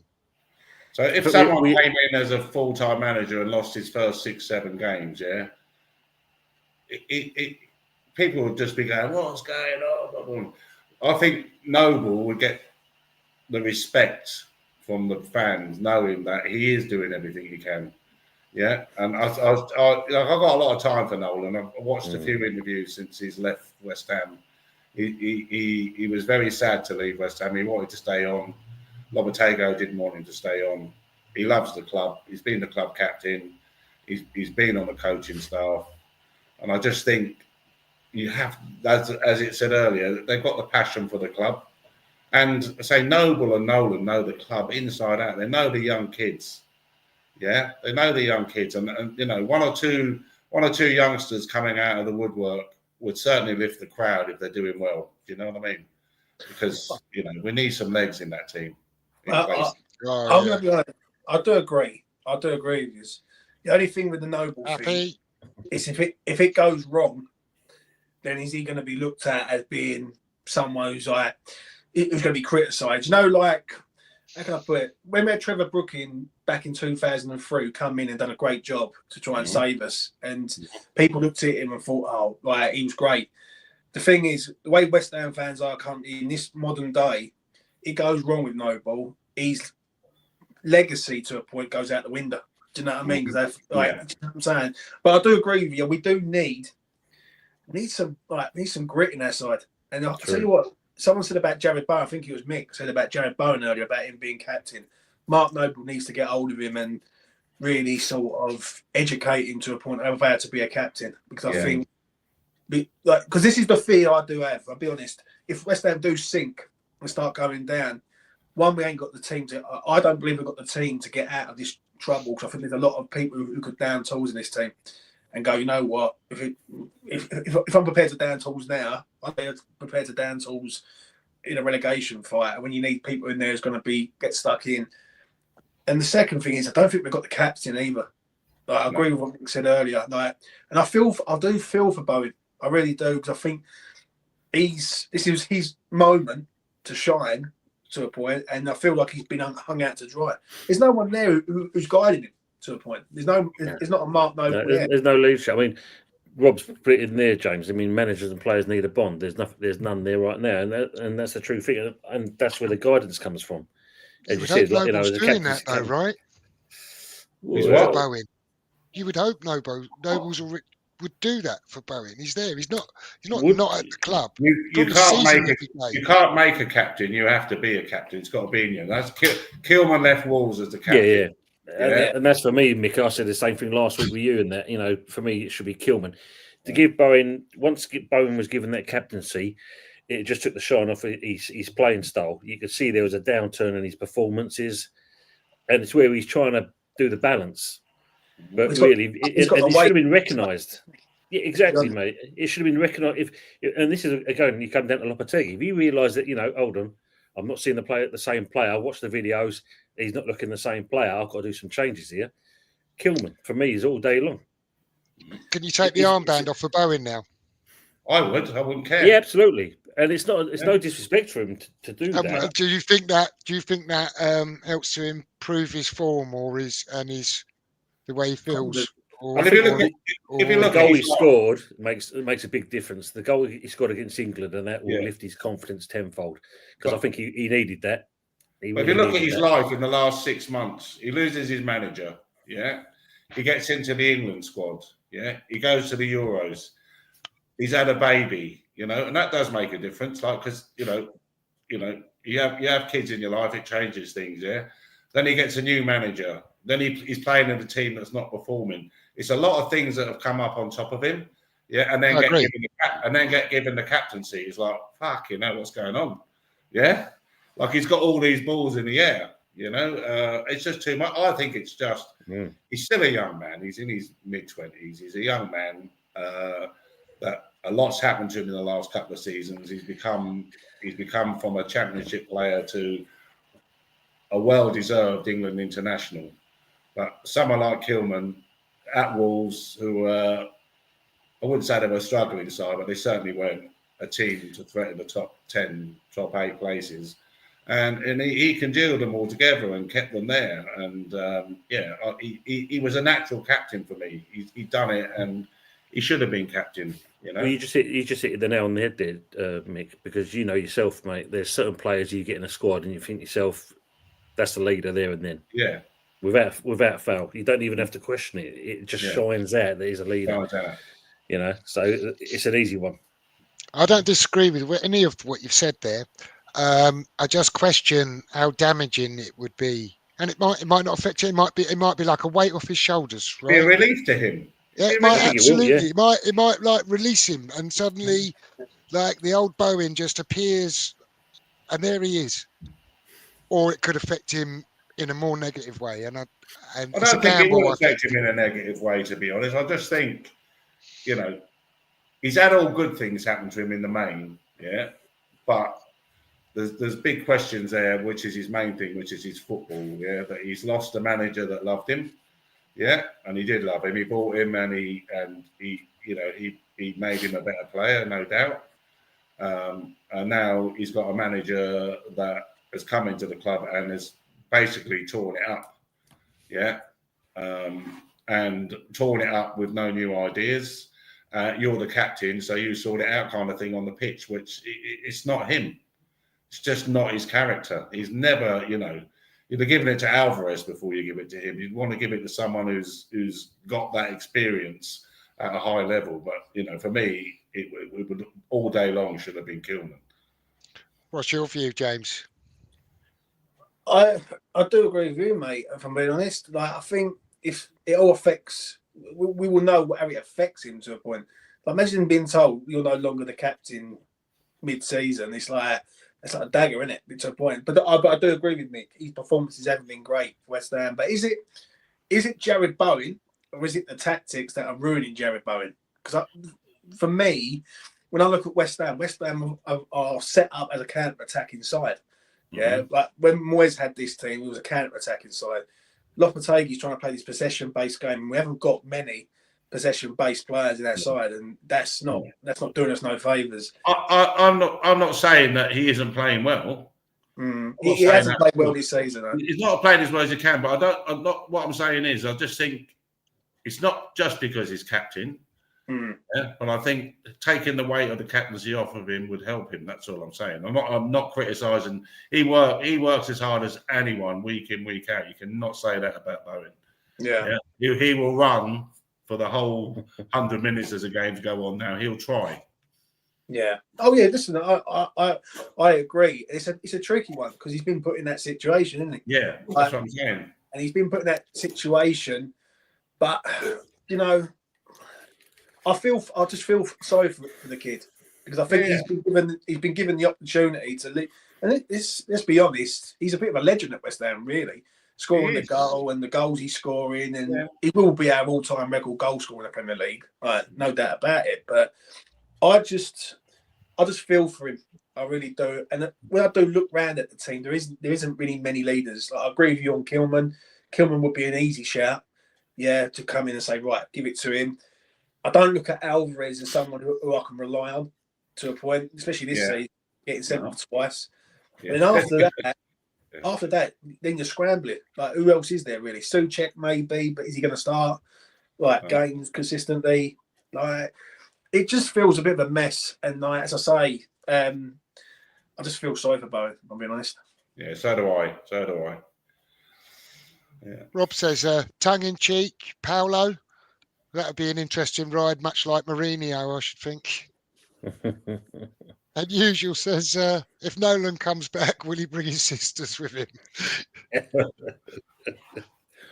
Henry says, Pep's signing a new contract for 1 year. So you know what that means, guys? That means we will actually get a free run at Allegri now because he was lined up for the City job, wasn't he? So we should be able to get him now. That's tongue in my cheek as well, by the way. Right, guys, I'm going to close out. No worries. Cheers, Rick. Cheers, Mick. I'll see you next week. I'll All the best, guys. Nice Take to care. see you. Nice to meet you, Tony. Take care, mate. And you as well. Take it easy. Bye. Happy says, Noble's a bad idea, in her opinion. Couldn't stand to ruin his reputation for us. I kind of get that. I do think that he might get a bit of a free run. Mind you, our fans do seem to become more and more demanding. I think for the moment he loses a couple of games, the fan base turns. Yeah. I think it's all right. It's all hunky dory when it's looking good and we win a couple of games. But if we lose a game, which is going to happen, the fan base will start to turn, and that it's just a problem there. Do you know what I mean? What I wouldn't mind is someone coming in and having Mark Noble as in and around the squad. Hasn't got to be an assistant. He could be like just in and around it on a consistent basis. But that's what he needs. Sure. He needs West Ham back. I feel like Lopetegui's come in. He's brought this European feel to it, and there is no identity of any West Ham player in there. Yeah, he stripped that, hasn't he? He stripped that part off of us. Yeah, he has. Yeah. He has, and like really we should have someone in there who's fighting for the claret and blue. And at the minute, I just feel like we've got a lot of individuals, but we ain't got any team spirit to a point. Fighting for they haven't got a clue. That's what they're doing at the moment, James. But when you look at where we've brought in the likes of Rodriguez and Soler, for example, kept Andy Irvine around the place, and then let Flynn Downs, for example, Freddie Potts go out on loan, and you look at the performances that we're getting out of our side, and I'm not saying we'd be any happier with results or the manager, but I think we'd be a lot more tolerant of Freddie Potts busting his gut out there for West Ham than Rodriguez strutting about at 30 whatever going he's too fucking slow. Yeah. Or Flynn Downs the same. So I don't know. I think Flynn, for me, Flynn wasn't good enough for where we wanted to be. I agree. Yeah. But I'd keep him than have Rodriguez, if that makes sense. Yeah. But then I look at it, the James Ward-Prowse thing still baffles the life out of me. Like, why go and get rid of James Ward-Prowse and bring Soler in when James Ward-Prowse is a contributor to goals, like from set plays? It just didn't feel right. I think Downs was more of a transfer for profit, if that makes sense. You bring him in for 12, you get rid of him for 18. Yeah. You've earned a profit on it. But I just don't think he was the man for us. When you say Freddie Potts or Flynn Downs, I'd rather have Freddie Potts. And listen, I know relations of Flynn Downs, and Flynn, he just wasn't that level. Like, do you know what I mean? He is your bottom end Premier League / top championship player, and he's not where we want him to be. And the thing is, like, I see people keep bringing Flynn up, but they didn't want Flynn when Moyes was here, really. They said, oh, he's no good, I've got to get him out. So, he was tipped as being the replacement for Rice at one point, wasn't he? And when you think of it, he showed a kind of similar kind of playing style. And I think he was the replacement, really, for Noble. He was Noble. More than likely, mate, yeah. But I get what you're saying. I mean, when you look at I think he needed to kind of be loaned out, get the experience, come back. Yeah. Let's work on him. Develop him into how we want him to be, rather than how it went for him. And we know the rest, don't we? He's there down with Southampton there. So I agree with you. I agree with you about him being a bit flipped for profit, actually. And it's a rare thing for West Ham these days, even though it's a relatively modest profit. We actually made a profit instead of a loss on the player. So I actually get the logic in it, and I don't disagree with it, which actually, I say it often, that's what really confuses me about Andy Irvine, because I think Andy Irvine's much in the same mould as Flynn Downs. That I don't think he's quite good enough. He's just hanging around. We bought him for about £1.5 million, and we could have sold him for 14 or 15 million pounds. What the hell? Get him out. Just take the money. Yeah, the Andy Irvine thing, I don't get. That's why I don't either. Yeah, I'll be honest with you. I've seen him play live. He come on in a friendly that I watched in pre-season over Dagenham Redbridge. I'll be honest with you, he was all right. He wasn't too bad. Like, he gets on the ball. He's okay. Yeah, obviously he's not where we want to be. But then I do look at the other two that we've got in midfield, and I think, well, we can't be any worse than them two. Like, he really can't. You know what I'm saying? So, I don't. The one that bugs me, if I'm being honest, Jeff, is the James Ward-Prowse one, because that one just does it. Just why would you loan a player out? Yeah, you're loaning him out to a Premier League side. That's the first thing. Second thing, you've got no grit in the middle of the park there. None. Like, I mean, Alvarez feels like to me doesn't want to be there to a point. I feel like he's not there, and Lucas Paqueta. It's not. What can we say about him?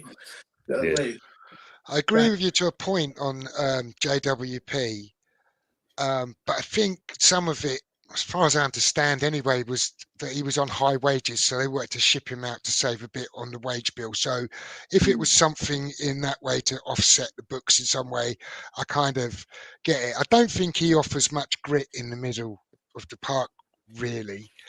The one thing that I find frustrating, when he was here, Bowen could take a beautiful corner, right? And we're going, what do we need James Ward-Prowse? Well, there was at least a section of people going, what do we need James Ward-Prowse for? Bowen takes a lovely... JWP's out the door. No one can take a fucking corner now. Yeah, it's true, isn't it? Yeah, the corners are crap. And Absolute crap. That set pieces are all Oh, Mate. like we can't even organise a set piece. They don't like take one. I think what it is with the Ward-Prowse one is that it's okay loaning him out, but you've got to come in, get someone in who's going to do a similar role to a point. And Soler just hasn't done anything really, if I'm honest. Yeah, you want to be a cut above that, don't you? Really, not Yeah. on the same par. You want to be, and yeah, Soler's not that. Got a nice smile, but that's about it. What do you use? good 'cause air. I ain't spoken to you, Jeff, for a while. What do you make of Steiden's recruitment? Well, I said at the beginning of the summer, this is like the time for Steiten to prove himself, right? One swallow don't make a summer and all the rest of it. So, okay, it's not the be all and end all over this window. However, it was largely billed that he was now in full control. He was in charge of the recruitment. So I thought to myself, well, this is going to be a time to judge him now. They're going to be his targets and he's going to have brought them in. He's going to have his own reasoning for it, for building the squad. And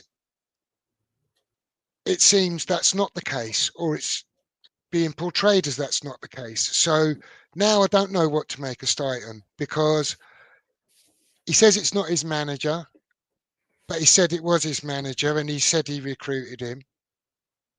Yeah. He said it was said that he was in charge of recruitment, and he sat there smiling and yeah, so it kind of as much as confirmed as he could that, yeah, that's the case.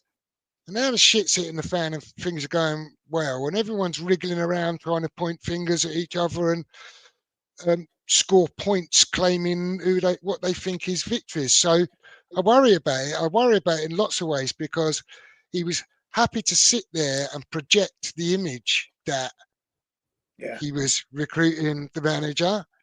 He was in charge of recruitment, and if he knew he wasn't happy, that he shouldn't have. He just said, "I'm just the chief. I'm the hostage negotiator, if that's what he is."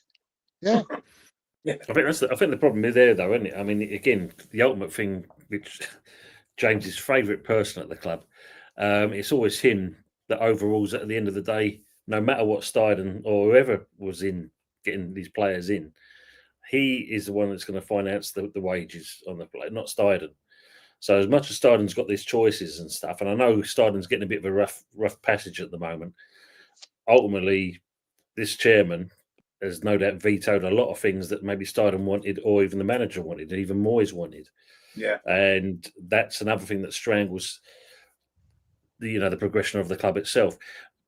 No doubt, once Steiden goes, you're more likely to hear the story of this is what happened, and I couldn't do this and the other. That could possibly happen, but there's two things. There's two things with Steiden where it bugs me. There's one that outweighs the other. If it makes sense. The one that really, really grinds me is the Krug signing, because that one to me just makes no sense at all. When you're chasing Duran down, and he's your guy, Duran, 20 years old, the profile, everything. And then you change complete profile, age, everything, and go for a 31-year-old German international for £27.5 million. It just doesn't feel right to me. It feels like that's a panic. Now, when Steiden come in this summer, after we'd just won the conference, right? He come in and he arrived. I would have assumed that in that sort of summer, they would have turned around and said, right, we have a problem picking striker at West Ham United. Yeah, because every time we go for a strike, it doesn't work out. And their success rate of getting a striker is very, very, very poor. Yeah. to go out and identify a German 31-year-old when you've been here 18 months, just it feels like it just doesn't make a lot of sense. Right? I don't know. That feels like that's a backhander job for me. It really is. Yeah. Could have been a sign of frustration, James. You I know, when think- you think, I think so. when you look at the Duran one, where it's the case of we had to pay an extra couple of quid to get this player. Yeah. Sullivan's kind of like, I don't know, maybe. And it's a case of, well, the window's getting tighter now. Yeah. Oh, he's done all right in the Euros. Yeah. He ticks the boxes. Surely that'll pacify the fans. You Let's will get him in. remember this. You will remember this clear as day with Redknapp years ago. Yeah, when there'd be a European Championship or World Cup, a player would do it well, and you know, West Ham.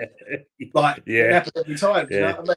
Like, More than one. Yeah. and like, you know what I'm saying? And on that one, on the Krug Duran situation, I agree with you. It could have been Sullivan pulling back, and then basically Steiner's thinking, right, I've got to think of an alternative. Right, Nicholas Krug's there, I can get him. The other one that really, and you know what, we ain't going to know how good this kid is, and that's Lewis Guilherme. But the Guilherme one, I understand it from a long-term investment, and I understand it from a, how can I put this, of a player that could go on to be a really top-class player, yeah, and go for a lot of money. But he's not what we need now, and that's the problem. Like, I think if you've got your team in place and then you add Lewis Guilherme, I think that works to a point, because then you're adding talent for the future. We've added a talented player for the future, but we've got no midfield. And That's right. one thing I'm going to say this, is the goalkeeper front. I know. Yeah, The goalkeeper we haven't front. addressed that. Yeah, the goalkeeper front makes no sense either. If you're playing out at the back, why have you got two goalkeepers that don't like the ball to the feet? It feels like, to me, it's all been 3-3 and 3. 3 Steiden, 3 Sullivan, and 3 Lopetegui. Now, look, if Lopetegui's the man who said Kilman come into the club, I've got to praise Lopetegui for that, because I think Kilman's been a very good signing. Yeah, absolutely. But the Guido Rodriguez and Soler, the other two, waste of time. Wan-Bissaka's a good player, but I think he's been hung out to dry. And then I look at League One Wes coming in as a third choice goalkeeper. That it just doesn't make sense. Yeah, it doesn't make sense. I mean, going back to the Guilherme one, when you think about it, when he jumped on that jet plane, he was supposed to be going about, was it 3 or 4 players out in Brazil? But it just comes back with one. Yeah.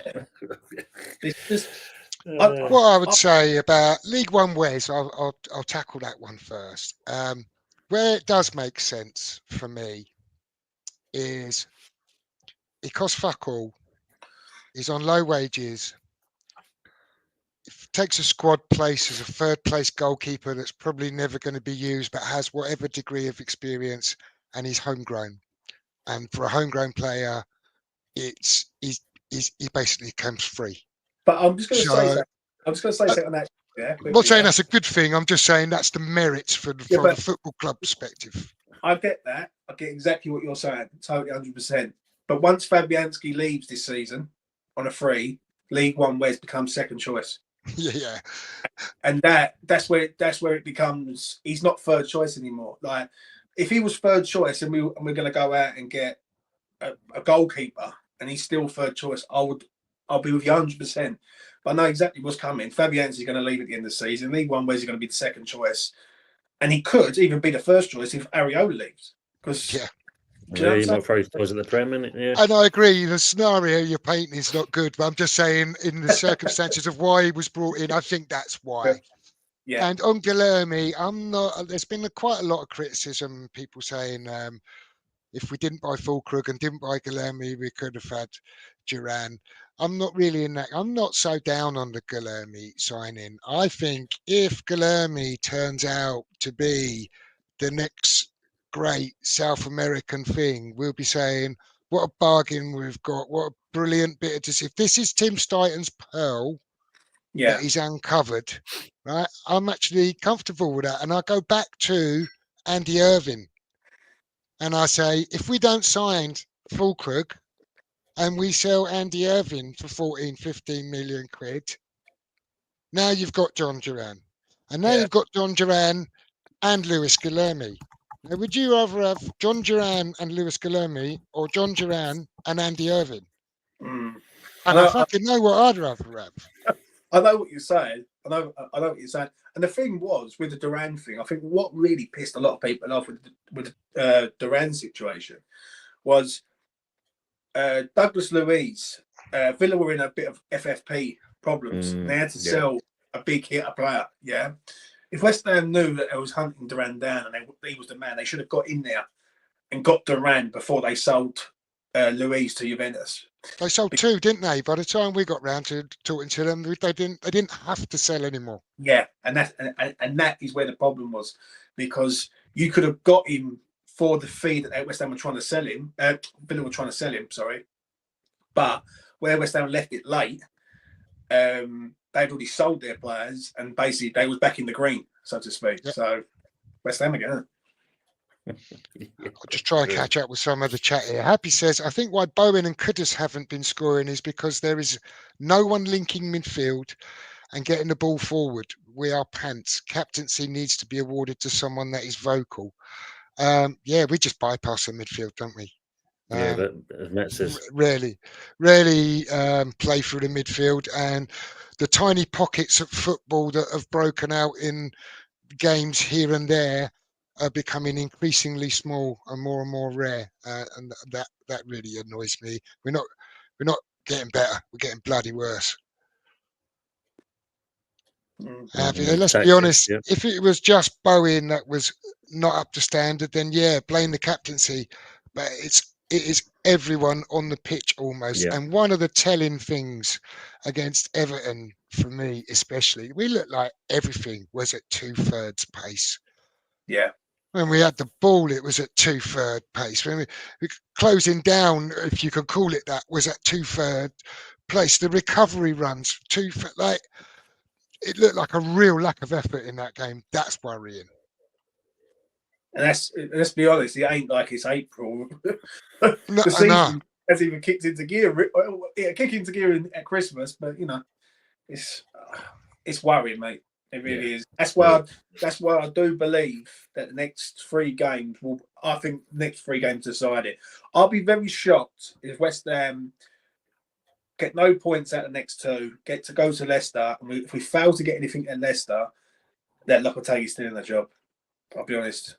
Because if Sullivan's going to treat it like a free hit in them 2 games, then Lopetegui's got to treat it like a free hit also, and he's got to attack them games and say, right, these are the games that are on the line here. Right, I have to go there. We're going to have to go there and win. And I just can't see it, mate. The Arsenal game worries the life out of me because me too. Like we held 6 there last year and they were good. It wouldn't surprise me if we hold another 6 again this year. Like because we're not good at all, and that's the problem. As a 11, we're not good. Do you know what I'm saying? It feels like. I think there's going to be a game where the crowd just goes completely 360 and turns. And we give everyone so much space all the time, don't we? A team like Arsenal are just reveling it. Yeah, completely agree. Rob says Soler and Rodriguez have been a downgrade on Fornals and Benny, 2 players that love the club. I would agree with you on Fornals. I'm not such a fan of Benny, I have to say. So. Colin says, guys, do you think that if we're in the relegation mix, do you think that we have the players to fight to get us out of it? I would have to question some of them. I think we touched on that a little bit earlier in the conversation, and I think we do question the stomach of some of the players to get us out of it in that situation. Happy says the irony though, we sell players because they aren't at our level and then go on and have a season like this where they would be ideal. And kind of where I was with that, the Flynn Downs thing. I kind of agree, with you, James, about it's not we're looking to look beyond that and move him on, and he's probably at the right level at Southampton. Yeah. But actually, we could probably do with him in our team too right now. It's just one of them, isn't it? Like, at the end of the day. Make West Ham great again says maybe JWP wanted first team football and he was on high wages I would have kept him though. Yeah. I think there's probably something in both of that. I think he was on high wages and probably did want first team football. Well, no, it's not getting that much of it at Forest. I think he's getting his fair share of appearances, but I don't know. He's probably got some game time here this year, wouldn't he? He would have done, I think. Yeah, Yeah. Alvarez. Yeah, he's just been turned, isn't it? Yeah. There's rumours he kind of wanted to go in the summer, and I don't know. I mean, all this bloody who signed Rodriguez? So rumours are fingers getting pointing at Lopetegui, yeah. But how did this come about? He was about to go to Barcelona, didn't sign a new contract at Real Betis, and we swooped in and signed. I don't. He wasn't really a target, was it? It was just an opportunistic signing that they thought might be good, that hasn't turned out quite as well, really. I just think that West Ham see a cheap signing that none of us have heard of him, and no one who like. I remember it when he come out. And I was like, "Who is this geezer?" Sort of thing. And I just feel like, because I remember we was getting linked with Kante, right, trying to bring him back from Saudi, and where he's 32, the wages were too high. I think it with the Rodriguez one, it benefited everyone. Midfielder, cheap, and Lopetegui, I think worked with him before or known about him or knows him, so to speak. So, yeah, it's just, I think Usual puts the state of our club quite well here. He says, watching the football West Ham play at the moment, it seems no one looks in charge. We play like a rudderless ship in the night. Yeah. It's about spot on. Yeah. It just feels like there's no togetherness there. It feels like to me we go 1-0 down and that's it. Like it's just that's it. Like, and I can't even see us scoring 2 goals at the minute. Which like you know, like in the Premier League, you're going to need to score 2 goals to try and win a game because teams ain't going to like let loose. Do you know what I mean? And at present, something's going to have to change. I just hope that like. Someone's gonna have to pull the trigger here and say, right, this is enough now. Yeah, and even override Sullivan to a point and say, right, this is unacceptable. Whether that's Kadinsky or whoever in that boardroom.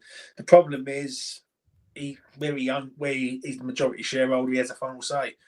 You know what I mean? He angers That's me. Colin's saying there, basically, yeah. You know what I mean? Because he could. The thing is.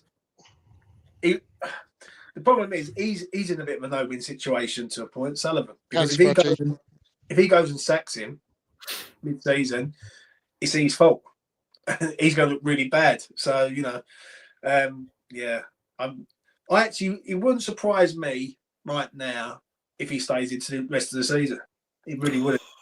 And no, that's me either. And that is a major concern for me because if it comes to January and we are floating around that sort of 15th or below, then that's where I'm going to be nervous because I don't trust him, mate. If I'm being honest, I don't trust Lopetegui at all. With Moyes, someone said to me a long time ago, with Moyes, you know what you're going to get. He's hard working and he'll grind it out. He'll grind the result out. With Lopetegui, there's nothing there. You know what I'm saying? Yeah. Asa says Frank Lampard is Coventry City manager.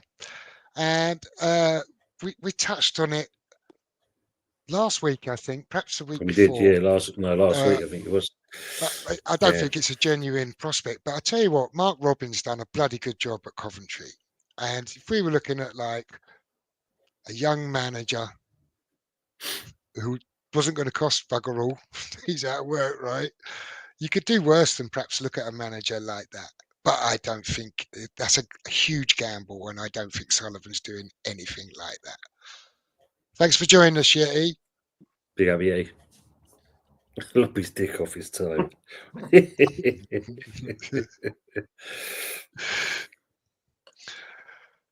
Why did Stuyton sign Guilherme when there is no plan for him? Not in the first team or under 21s. He should be on loan with a plan to build him up. I think there's an argument against not sending him on loan. I think so. You bring the young lad over to your football club, the other side of the world. Everyone's talking about Guilherme like he's got like I think he's got like 24 senior league games that he played in Brazil. Yeah. Mm. And now you're going to bring him into the best league in the world, supposedly. Throw him in. You do need to ease players. He's a young lad. Everything's unfamiliar to him. You've got Paqueta, Emerson around the club that he plays for. Help settle him in. Is that a better option, even if you're easing him in slowly, he's not getting a lot of minutes? Or do you just bring him to England and London, go, yeah, welcome to West Ham, and now we're sending you off here, wherever, he's got to forge different relationships in a different club that are not really his teammates. So I think there's an argument for keeping him around West Ham, right? And if you're going to develop him, to develop him within West Ham. Now, whether we should drop him down into the under-21s if he's not going to get a lot of game time in the first 11, get some experience and play some football, I absolutely think there's an argument for that. But personally, I'm not sure if a loan is just sending him out to fail in a way, setting him up to fail. Tricky one, that one for me, because when you sign him, you want to see him. Do you know what I'm saying? And that's right. So, but I do agree. I understand what the comment's saying. Like, if he's not going to play in the Prem games and you're only going to give him 5 minutes and that's it, how's he learning from being in that environment? I do think he has to be in the under 23s. If he's not playing, he has to play in the under 23s. Like, and that's what it should be. But Yeah. I think with the Lewis Guilherme one, right, we need to, if you brought him in, you paid this money for him, we're going to have to start seeing him a lot longer than just 5 or 6 minutes. Like against Ipswich, he come on for 7 minutes. Yeah, he should have got longer. Yeah, and the Ipswich game's done. We're 4-1 up after about 60 minutes. He should have been on the 75th minute, give him 15, 20 minutes, see what the kid can do. Like, he gave him 7, 8 minutes, whatever it was. Even against Everton, for example, he comes on with like 5, 6 minutes. I'm thinking, what are we learning from him? Like, what are we seeing from him? I'm not seeing nothing. So we need to see something. And I understand what you're saying, Jeff, but yeah, it's if you're gonna sign him, you're gonna have to start playing him a bit more. Oh, I'm happy to see him around the first team. I'm just my arguments against loaning him out to another club. I don't think that helps him settle in a new country. A young lad. That's a good shout from you there, Jeff. I think, as you said, being pulled away from from Brazil, coming to here, not knowing the language that well, blood him in, integrate him at some point, but yeah, give him more time than he should be. Like James said, 11 minutes. What does that give you? Yeah. He's not even really getting the benefit of the experience. I'll have to read you. He says, as fuck rug laid a carpet, yeah. He can't do that dodgy hammy he's got. He can't bend down in time. Can I ask you something about Fulcrum? What do you make of that in regards to this mysterious injury? And then there's reports that he's unsettled in the UK. Is this basically saying that we've got a man there? If he plays more games, is there a clause in his contract that activates? Like, if he plays 10 games or something, do you think that's a bit of a ploy to not play him because maybe in January he's going to be let go? It could be the case because it's the longest hammy injury I've seen from a player. Yeah, was it Achilles? Isn't it? It's Achilles, yeah, and the calf, and it's like you don't see something long term like that unless, of course, they were saying underlying, and we didn't pick it up on the medical, and now it's coming rear its head. But other than that, yeah, it is a weird one. There's something that doesn't make sense in that either, which seems to be our season, James. Don't forget, that was the first international break in September. Like that was the beginning part of September, and now we're in the middle of November, and he don't look like he's going to be back anytime like this side of November. So, like, I do feel there's something more to that. That's one thing I do look at, and I think, why is he not? Because there's not even no reports of his like any recovery or nothing. Like, I'm not seeing. Well, I think the last time what I heard was he was supposed to be shipped out of Germany and that to have some kind of injection that was supposed to kind of sort the problem out. Done a kids' game show over there while he was there that one or two people got rather upset about and spat their dummy out over. I watched a couple of things and saw a few comments about that. I actually looked the bloody programme up to have a look at it, right? Honest to God, it's that literally a kids' game show. He stands there and answers a few questions with a kid. So fucking what? And do you know what he does? Gives away his Fulcrum number 11 shirt to the kid as a prize. There's a West Ham football on there, and all. If anything, he's promoting the clubbing for what good it'll do, right? People just want to get upset about anything now. I don't see much harm in that. As for him going missing, I've seen all kinds of stories about, like what you referred to about how many appearances. He's unsettled. I don't know if he's unsettled. I think the club have just fucked up, and I think if they can offload him, they're probably thinking he's probably out for the season. Where's he going in January? I reckon he's out for the season anyway. I don't know, Jeff. I don't know. Like, because the thing is, it's our one with him, really, because I've said this to Tony before. We haven't seen nothing of him. So it's hard to judge him when we've not seen. Well, we've seen him play against Bournemouth, where it was a bit of an iffy performance. He's come on against Palace. After that, he gets injured, and we don't see him. Like, we haven't seen him since. Like, we've seen them 2 games. Tell a lie, Villa, and Man City and all. We haven't seen enough of him to sort of warrant him being judged, if that makes sense. He's just been a player that's been there, and then all of a sudden he's just disappeared. Going back to what Jeff said there, mate, it seems that kid in Germany is going to wear the shirt longer than what he's going to wear it. Like, and the thing is, Danny Ings, in 10 years, he might make more appearances than he does. It's true. But you're right. I'll go back to what you just said there, James. Danny Ings, for me, and that it seems like he's had a little bit of resurgence because every time he's come on, he looks like he's more going to be the impact player, is going to get something out of the game. Yeah. I've got a bit of a theory on Danny Ings as well. I don't think Lopetegui really wants to use him, and I think Lopetegui's got the ump with him a little bit because he didn't want to go. Right, and Danny Ings went, "No, I'm going to stay," and I think they wanted to punt him out, get whatever few million quid, get him off the wage bill, and he said no. And I think Lopetegui's kind of just don't want to use him, freeze him out a bit, if you like. And I think he's not having any choice but to play him and use him, right? And Danny Ings is going, well, I'm not going to really got a chance, but I'm going to go and show out that. He'd probably show to the fans. I go say, do you know what? I'm not the fucking layabout everyone thinks I am. Right, just picking up my money, and if I get my chance, I'll try and do my best. Yeah, do you know what? I'm going to be honest. I think you've been our best attacker this year so far. I just got to take this call. That's the missus. So I'll let you guys carry on for a minute. No worries, mate. No worries, mate. I'm going to be honest. I think you've been our best player this year so far. I like attacking for it. Scored against Fulham. He had the opportunities against Everton. He gets the penalty against Man United. There was another game where he come on, and I can't remember what game it was, but he was really running around having a go. Do you know what? Don't get me wrong. We should be like this because he's on 125 grand a week. Do you know what I mean? But that's probably what Sullivan's thinking. You got to play him. He's on big money. We've got to play him, justify the wage. Yeah, it wouldn't surprise me if Southampton come in for him in the January window, to try and take him back there on a 6-month loan.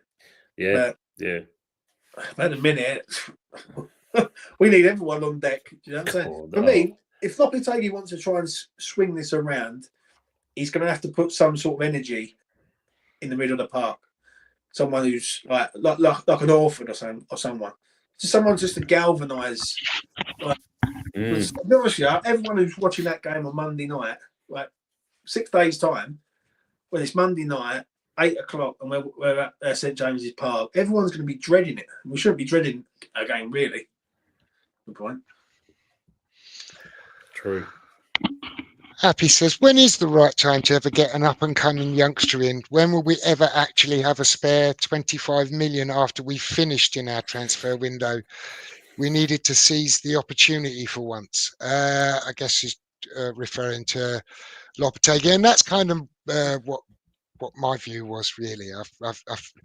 It might turn out to be a very astute signing in the future. Rob says, bypassing the midfield when trying to play possession-based football is impossible.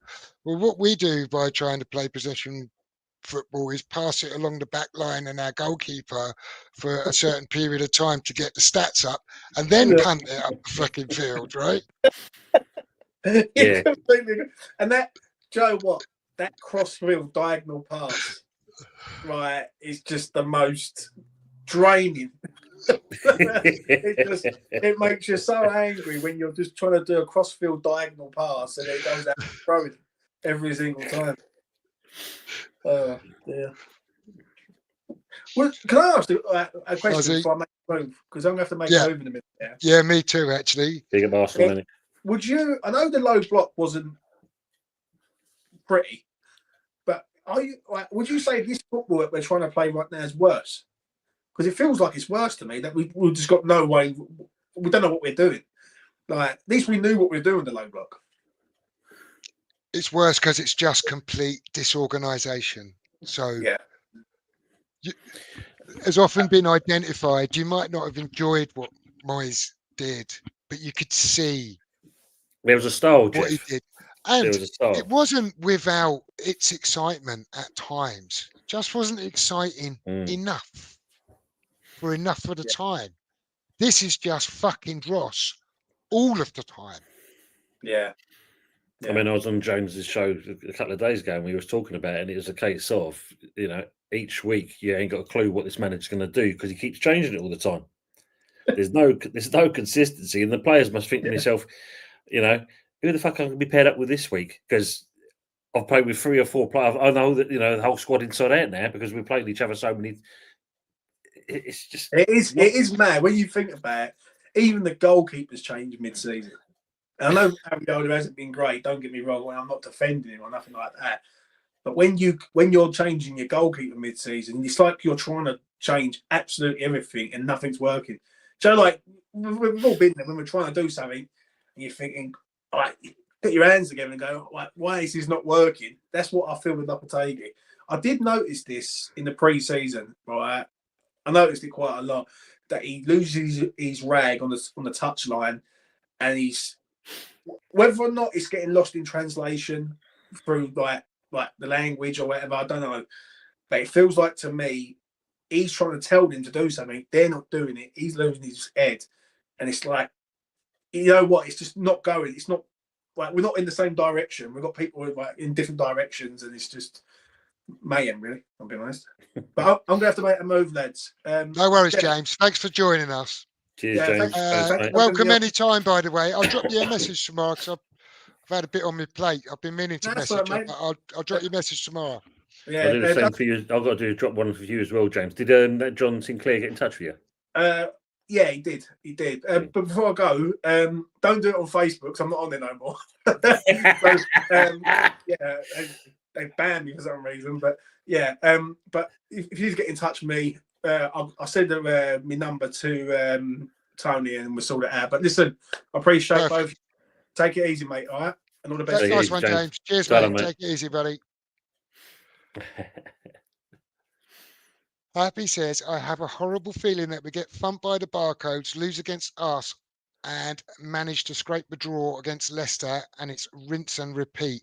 And yeah, that's kind of the risk. And that's part of the reason I think he might actually be here all season. Yeah. He says, "Oi, leave JWP alone. He's at a big club now, European champions and all that."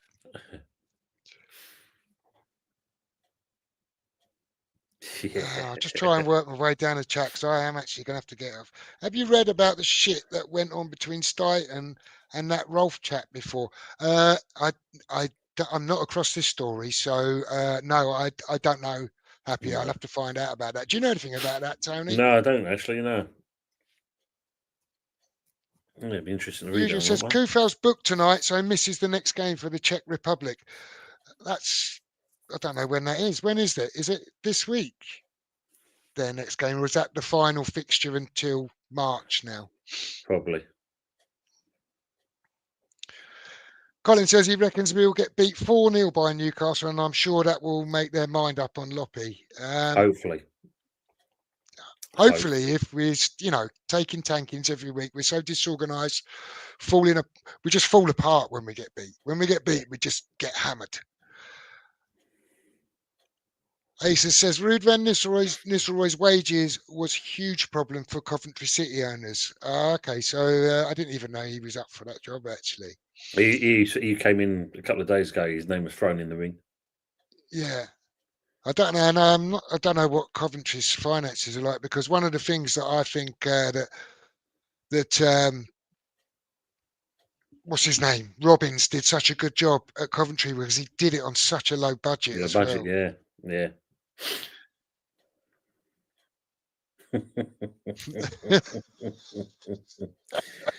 I remember the days when we used to have hair on me and Jeff.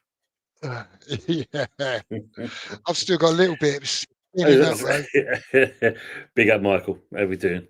I'm going to try and get myself down to the bottom of the chat, and I'm going to wrap this up. Yeah. We're not on again. I'm not planning on doing a show unless something comes up between now and next Monday. So what's your thoughts? Have you got any thoughts on a prediction or how you feel that's going to pan out? With that game and that, Newcastle looking pretty good at the moment, so it wouldn't surprise me. If we're lucky to get a goal, then I think that's about it for us. But Newcastle, they're either going to get 2 or 3 goals against us. That's why I see it. Falkirk might be back for the Arsenal game. Well, Yeah, exactly. so, exactly, yeah. Colin. Believe it when you see it. Believe it when you see it, yeah. Wouldn't that be a turn up for the books if the homesick German was fit to play for Arsenal? I can't see it.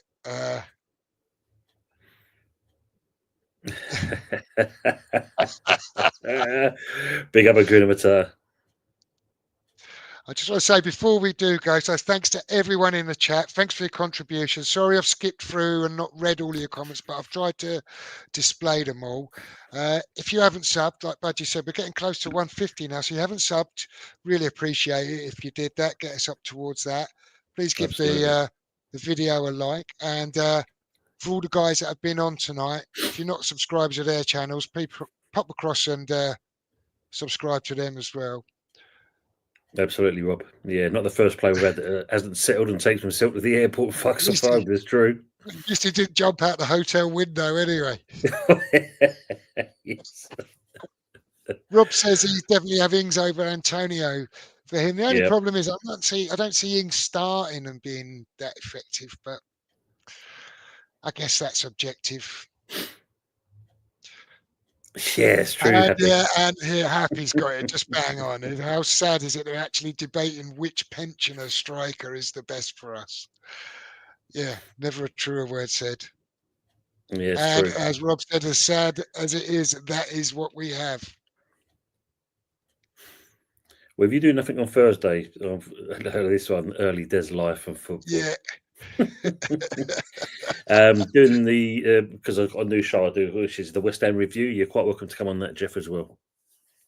Lovely. If I'm about on Thursday, as you know, I've got a little bit going on. Yeah, of course, mate. Of course. But if I'm about, I will jump on with you.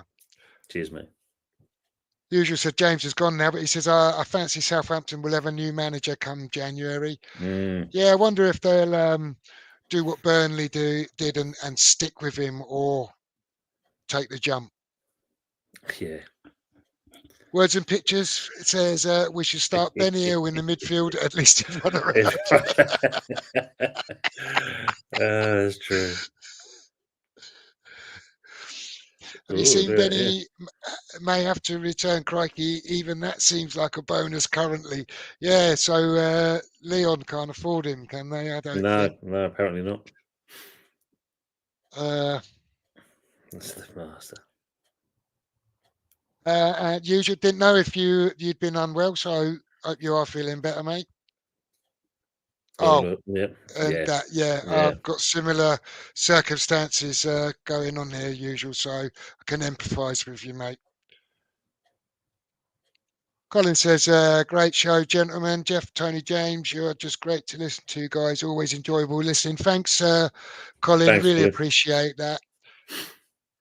And I think I'm near enough caught up. Fuzzy's the master troll, says Michael Chelsea. Fantastic show. Thank you, Fuzzy. And Loppy doesn't know his first 11. That seems be ever increasingly true. Yeah, and that's a epic. big hashtag facts. He said, if JWT struggles to get minutes at Forest, just saying earlier that I think he does get games, but I'm not getting loads of minutes. I don't think. It's not the expectation I think he was hoping for. Happy says, can you believe Antonio comes back jet-lagged and fucked and he hasn't even played in Jamaica?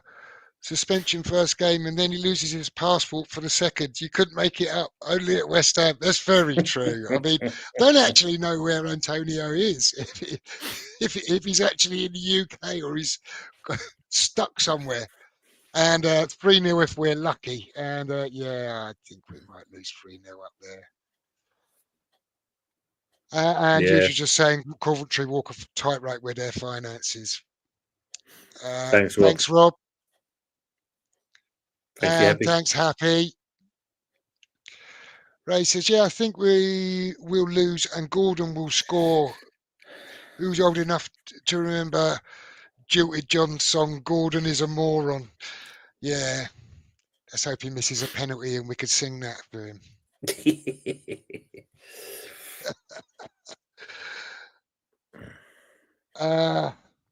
Benny isn't on loan anymore. He signed for them in the summer. Oh, that's cool. So they're trying to offload him, are they? Yeah, can't pay him there. Yeah, I did hear something about that. They couldn't afford to pay for him. Yeah.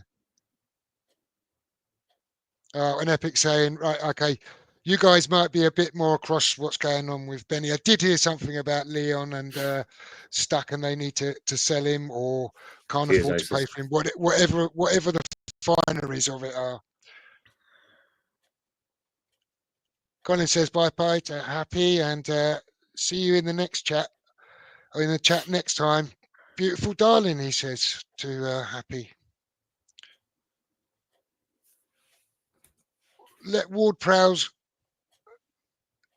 I'm guessing if he's saying let Ward-Prowse level is completely utterly bonkers. That kind of don't make sense to me. Epic, they still owe, it's about 17 million for him. Okay, so. Still owe us 17 million, he's saying there, yeah. Yeah, a bit of a debate going on in the chat about it. I'm not sure about the details on that, but I'm sure it'll get cleared up over the coming days. Okay, we've just about made it down to the bottom of the chat. And before anyone else puts any more in, I'm going to say good night. So once again, thanks to everyone for joining us. Really appreciate it. And hopefully see you all next week. Cheers now. Take care, everyone. Thanks for being with us.